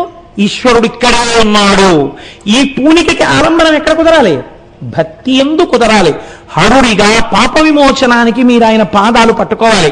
ఈ పాదాలు పట్టడం కూడా మనకి చేత కాదని ఎంత వ్యంగ్యధ్వనితో నేర్పారండి శంకరాచార్యులు వారు. పరమేశ్వర తత్వమునందు ఒక ఆశ్చర్యకరమైన లక్షణం ఉంటుంది. మీరు తెలిసి పెట్టుకోండి, తెలియక పట్టుకోండి. ఒక కర్పూరం ప్యాకెట్ మీరు జేబులో వేసుకున్నారు, అది చాలాసేపు మీ జేబులో ఉంది, తర్వాత కర్పూరం ప్యాకెట్ తీసేశారు, కానీ ఈ జేబులోంచి ఏ వాసన వస్తుంది? కర్పూరం వాసనే వస్తుంది. అలాగే మీరు తెలిసి పట్టుకోండి, తెలియక పట్టుకోండి, ఈశ్వరుడు మీకు ఏది నశించదో దాన్ని ఇచ్చే ప్రయత్నమే చేస్తాడు ఇప్పుడు. అందుకనే చూడండి, మీరు ఒక అష్టోత్తరాన్ని తెలిసో తెలియకో నామం పలికారనుకోండి, ఫలితం ఇస్తాడు. ఈశ్వరుడు పలకడానికి నోరిచ్చాడు, పలకనని నువ్వు భీష్మించు కూర్చుంటే నీ చేత పలికిస్తాడు అనుకుంటున్నావా? పలకడం నీ బాధ్యత. నువ్వు పలకను అంటే, నువ్వు పలకకుండా కూర్చుంటే పతనము నీది. ఈశ్వరుడిచ్చిన నోరు దుర్వినియోగం అయిపోయింది, నువ్వు పాడైపోతున్నావేమో, ఈశ్వరుడికేం బాధ లేదు. కాబట్టి హరా ముందు పట్టుకోవాలి. ఈ పట్టుకోవడంలో మీరు వెటకారంతో పట్టుకోండి. ఈశ్వరుడు ఎంత దయాళు అంటే వెటకారంతో పట్టుకోండి. తెలియదు, తండ్రి మహానుభావుడు అన్న విషయం తెలియక్కర్లేదు. తెలియకుండా పసిపిల్లవాడు ఏం చేశాడు? నాన్నగారు ఏదో చదువుకుంటుంటే పాదాల దగ్గరికి వచ్చి కూర్చుని, నాన్నగారి పాదాల దగ్గర కూర్చుని వాడు నాన్నగారి పంచ అంచు పట్టుకుని ఏదేదో మాట్లాడుతూ ఆ అంచు మీద చుక్కలన్నింటినీ చూసి అంటూ వాటితో ఆడుతూ పాదాల మీద పడుకుని ఆ పాదాలు చప్పరిస్తూ పడుకున్నాడు. తండ్రి ఏం చేస్తాడు? వాడు పడుకున్నాడులే, పాదాల మీద నూరుకుంటాడా? గభాలన వాడు ఏ బొటన వేలునో ఏ కాలి వేలునో నోట్లో పెట్టుకుంటే ఆ మట్టితో పాటు కొన్ని సూక్ష్మాంగ జీవులు వాడి కడుపులో కెడితే రేపు పొద్దున్న వాడికి వాంతులు అవుతాయో, అతిసారం వస్తుందో అని, అలా నాన్న తప్పు, కాళ్ళు నాక్కూడదు అని గభాలన తీసి తొడ మీద కూర్చోబెట్టుకున్నాడు. చేయరాని పని, తప్పైన పని, బిడ్డలు అజ్ఞానంతో చేసిన పైకెత్తి తండ్రి తొడ మీద కూర్చోబెట్టుకోవాలా? అలా నువ్వు వ్యంగ్యంతో చేసినా వెటకారంతో చేసినా ఈశ్వరుడి జోలికి వెళ్ళినప్పుడు మాత్రం ఈశ్వరుడు నిన్ను తనలోకి చేర్చుకునే ప్రయత్నం చేస్తాడు. పోన్లే ఇలాగైనా అన్నాళ్ళేరా నా మాట అంటట. ఎంత దయాళువు చూడండి. కాబట్టి ఇది చాలా చిత్రంగా ఉంటుందండి. ఎన్నడూ తల్లిదండ్రులు జ్ఞాపకం రానివారు అసలు తండ్రి గారిని ఏ ఫంక్షన్కి పిలవలేదు. ఆయన గుడ్ల నీరు కుక్కుని పాపం ఉండిపోయాడు. ఉండిపోతే 10 మంది ఏటయా మీ అబ్బాయి నిన్ను పిలవాలంటే తండ్రివి వెళ్ళక అందరం బయలుదేరుతున్నావు, నువ్వు ఒక్కడే ఉండిపోవడం బాగాలేదురా అన్నాడు. అని బాగా దగ్గర స్నేహితుడు ఎవరో, అలా ఉండిపోవడం బాగోలేదు అబ్బాయి, రా తీసుకెళ్తాను, ఎందుకు పలకరించడం చూస్తాను అని తీసుకెళ్ళాడు. ఈయనతో కలిసి ఈయన కారు దిగి లోపలికి వస్తుంటే ఈయన ఏమైనా అనుకుంటాడేమోనని తండ్రిని చూసి, నాన్నగారు ఏమిటండో పిలవకపోయినా వచ్చారు, బాగున్నారా అన్నాడు కొడుకు. ఈ మాటకి తండ్రి ఏమంటాడో తెలుసా అండి? పిలవకపోయినా వచ్చారా అన్నాడు అనుకోడు. ఫోన్లేరా బాబు, ఇన్నాళ్ళకి ఎన్నాళ్ళయిందో వాడు నాన్నగారండి అని పిలవడం విని నాన్నగారు వచ్చారా అన్నాడు రా వాడి నోటితో. చాలా ఎన్నాళ్ళయిందిరా వాడు ఆ పిలుపు నాన్నగారు అని పిలిస్తే, నన్ను ధన్యుణ్ణి చేశావురా తీసుకెళ్ళినందుకు. ఎలా అంటే అన్నయ్య వాడు నాన్నగారు అని పిలిచి నేను చూసి ఎన్నాళ్ళయిందిరా, ఇన్నాళ్ళకి విన్నాను రా, చాలు నేను వచ్చినందుకు అంటాడు. ఇది ఎందుకు వచ్చింది? తండ్రి హృదయం, ఈశ్వర హృదయం అంతే. ఇదైనా మనకి చేత కాదేమో అని శంకరాచార్యులు వారు ఈ స్థాయిలో కూడా మాట్లాడే ప్రయత్నం చేశారు. కనీసం ఈ వెటకారాన్ని ఇంటికి వెళ్ళి చెప్పుకుంటారేమో, శంకరాచార్యులు వారు ఇలా వెటకారం ఆడారని. ఎవరు శంకరాచార్యులు వారు? శంకరుడే. కాబట్టి తనని తానే వెటకారం ఆడుకుంటే మనము వెటకారం ఆడితే ఆ వెటకారం వినైనా పోన్లే నన్ను తలుచుకున్నాడని పొంగిపోయి శంకరుడు వాళ్ళని దగ్గరికి లాగుతాడని వెటకారధ్వనితో కూడిన నిందాస్తుతి కూడా చేశారండి మహానుభావుడు. అశనంగరళం ఫణీకలాపో వసనం చర్మచ వాహనం మోక్ష మమ దాస్యసి కిమస్తి శంభో తవ పాదాంబుజ భక్తిమేవ దేహి. శంకరాచార్యులు వారే పరమశివుడి దగ్గర కూర్చున్నట్టు నేను చెప్తుంటాను కదా, ఒక నాటకీయ సన్నివేశాన్ని సృష్టించడంలో శంకరాచార్యులు వారే సాటి. ఆయన ఎటువంటి సృష్టి చేశారంటే, ఒకనాడు ఆదిశంకరాచార్యులు వారు శంకర దర్శనానికి వెళ్ళారు. వెడితే ఇప్పుడు తండ్రి కొడుకు కదా, ఆ రామాయ్ అన్నారు. ప్రణిపాతం చేసి నమస్కారం చేసి శంకరాచార్యుల వారు అలా కింద కూర్చున్నారు. శంకరుడు చూసి అన్నాడు, చాలా కష్టపడి వచ్చావు ఓయ్ బిడ్డడా, నీకేం కావాలి, కాస్త ఏమైనా తాగుతావా అన్నారు. ఈయన ఇప్పుడు ఏది తాగుతున్నారో అదే కదండి ఇస్తారు. నేను కాఫీ తాగుతున్నాను అనుకోండి, మీరు మా ఇంటికి వస్తే ఓయ్ కాస్త కాఫీ పోయ్ అంటారు కదా, అంటే ఈయన కాస్త పరమాన్నం మటరావోయ్ అనరు కదా, ఈ మొహమ్మద్ షా ఎక్కడ ఉంది అంటుంది ఆవిడ. కాబట్టి కాఫీ అయితే తనకి పెట్టింది కాబట్టి కొంచెం డికాషన్ ఉంది అన్నమాట, ఇస్తుంది. అందుకని కాస్త, లేకపోతే నేను పట్టుకున్నాను ఇంకా తాగలేదు, మీరు వచ్చారు ఈ కాఫీ 2 కప్పుల్లో పోసి పట్టరా, ఇంకా ఇంగిల్ చేయలేదు, బాగా వచ్చారు సమయానికి అంటాం. అలా ఈయన తాగడానికి సిద్ధంగా ఉన్నట్టుగా లెక్క వేసుకుని శంకరాచార్యులు వారు అన్నారు, అశనంగరళం. ఏం శంకరాచార్యులు వారు కొంచెం తాగుతారా అన్నారు. బాబు వద్దండి, ఇస్తానని మాత్రం అనకండి, మీరు హాలాహలాన్ని తాగుతూ ఉంటారు, మేము ఎక్కడ తాగలం. అశనంగరళం, మీ ఇంటికి వస్తే మీరు నేను ఇస్తాను అని మొట్టమొదట మా ఇంట్లో తాగమని మాత్రం అడక్కండి, ఎందుకంటే మీరు హాలాహలం తాగుతారు, మేము తాగలేం. శంకరుడు నవ్వాడు, పోన్లేవాయ్ ఇంత గొప్పవాడివి కదా, ఇంత సమర్థుడివి కదా, ప్రస్థానత్రయానికి భాష్యం ఇచ్చావు కదా, అవైదిక మత ఖండనం చేసి శృతి ప్రమాణాన్ని నిలబెట్టావు కదా, నేను మెచ్చి నీ మెళ్ళ ఒక హారం వేస్తాను అంటారేమో. అసలొద్దు. ఎందుకని? ఫణీకలాపో, మీ మెళ్ళో పావులు ఉంటాయి, ఓటి తీసి నా మెళ్ళలో వేస్తారు, ఎందుకు వచ్చింది మహాప్రభావం, మాకొద్దు. పోన్లేవయ్యా, భారతదేశం అంతా 3 మార్లు ఆసేతు హిమాచల పర్యంతము పాదచారి అయి పర్యటించావుట సత్యదండం పట్టుకుని, ఎంతమందినో వాదించి ఓడించావుట, ఇంత కష్టపడ్డావే, పాపం నువ్వు అలా తిరక్కింక నుంచి నీకు నేను ఒక వాహనాన్ని ఇద్దాం అనుకుంటున్నాను అంటావేమో ఈశ్వర. అసలొద్దు నాకు, ఎందుకో తెలుసా, వాహనం మహోక్ష, ఎప్పటి ముసలిద్దయ్యా అది, ఎప్పుడు మొదలెట్టావు ఆ వాహనం ఎక్కడం? ఇగో నిన్న మొన్నటి వరకు 17 ఏళ్ల నుంచి నేను ఒకే స్కూటర్ వాడినట్టు అలా ఎంత ముసలి ఎద్దు. అందుకని పాపం ఆ ఎద్దు ఎంత అలిసిపోయి ఉంటుంది. ఇప్పుడు నాకు ఇచ్చి దాని మీద ఆసేతు హిమాచల పర్యంతం తిరుగని చెప్పకు, అందుకని వాహనం మోక్ష నాకు అక్కర్లేదు. పోనీ ఇంకేమిమ్మంటావు అంటావా? నేను అడిగింది ఒక్కటి చాలు, ఏమిటో తెలుసా, మమ దాస్యసి కిం కిమస్తి శంభో తవ పాదాంబుజ భక్తిమేవ దేహి, నీ పాదార విందముల యందు భక్తిని వయాచాలి నాకు. ఇంత పరికిమాలిన వాడైతే భక్తి ఎందుకు అంటే నిందాస్తుతి. ఇలా అయినా కనీసం అంటే మిగిలింది ఏమీ అర్థం కాకపోయినా శంకరాచార్యులు వారు శంకరుడికి వంక పెట్టి మాట్లాడిన విషయం బాగా గుర్తుండిపోతే కనీసం ఇంటికెళ్ళి మళ్ళీ పలహారం చేసేటప్పుడు ఏమండోయ్ శంకరుణ్ణి శంకరాచార్యులు వారి ఇంటికి వెడితే ఎలా మాట్లాడారో తెలుసా, ఇవాళ ఆయన ఉపన్యాసంలో చెప్పాడు అని ఒకసారి మళ్ళీ ఇది తలుచుకుంటే ఎలా అంటే, ఒక్కసారి శంకరుడు హాలాహలం తాగుతాడు, అది లోకం కోసమే కదా తాగాడు, హాలాహలం తాగడం ఇవన్నీ వాడు స్ఫురణ చేసుకున్నాడు కదా అని ప్రాసంగిక పుణ్యము అన్న పుణ్యాన్ని వాడి ఖాతాలో వేసేసి వాడు ఇంకా ఇంకా ఆయన నామం చెప్పేటట్టుగా అనుగ్రహించేస్తాట. కాబట్టి హరా మా పాపములు తీయడం కోసం ఎంత కారుణ్యమూర్తివయ్యా, ఎంత సులభుడవయ్యా శంకర.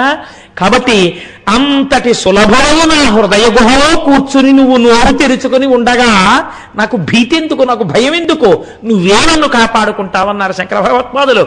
కాబట్టి అటువంటి ఆనంద తాండవమూర్తి యొక్క అనుగ్రహము మనకు కలిగి మనుష్య జన్మ యొక్క ప్రయోజనము నెరవేరేటట్టుగా నిర్హేతుక కృపాకటాక్ష వీక్షణముల చేత ఈశ్వరానుగ్రహము మన యందు ప్రసరింపబడాలని ఆ సర్వేశ్వరుణ్ణి ప్రార్థన చేస్తూ రేపటి రోజున మరొక ముఖ్యమైన విషయాన్ని, దానితో పాటు సుబ్రహ్మణ్యేశ్వర స్వామి వారి యొక్క విశేషాలని ఎల్లుండి నుంచి ప్రారంభం చేస్తాను. అది వినేటప్పుడు ఒకవేళ టిక్కెట్ లేకపోయినా దీక్షాస్వీకారం ఎలా చేయవచ్చో, అది వినడమే యజ్ఞముగా ఎలా వినొచ్చో, ఎటువంటి ప్రయత్నం చేస్తే షణ్ముఖుడి యొక్క అనుగ్రహం పూర్ణంగా వర్షింపబడే అవకాశం ఉంటుందో ఈ విషయాల్ని కూడా రేపు విజ్ఞాపన చేస్తాను. కనుక రేపు యథాప్రకారం 6:30 ప్రారంభం చేద్దాం. మంగళాశాసన పరై పదాచార్య పురోగమై సర్వైశ్చ పూర్వైరాచార్యై సత్కృతాయాస్తు మంగళం.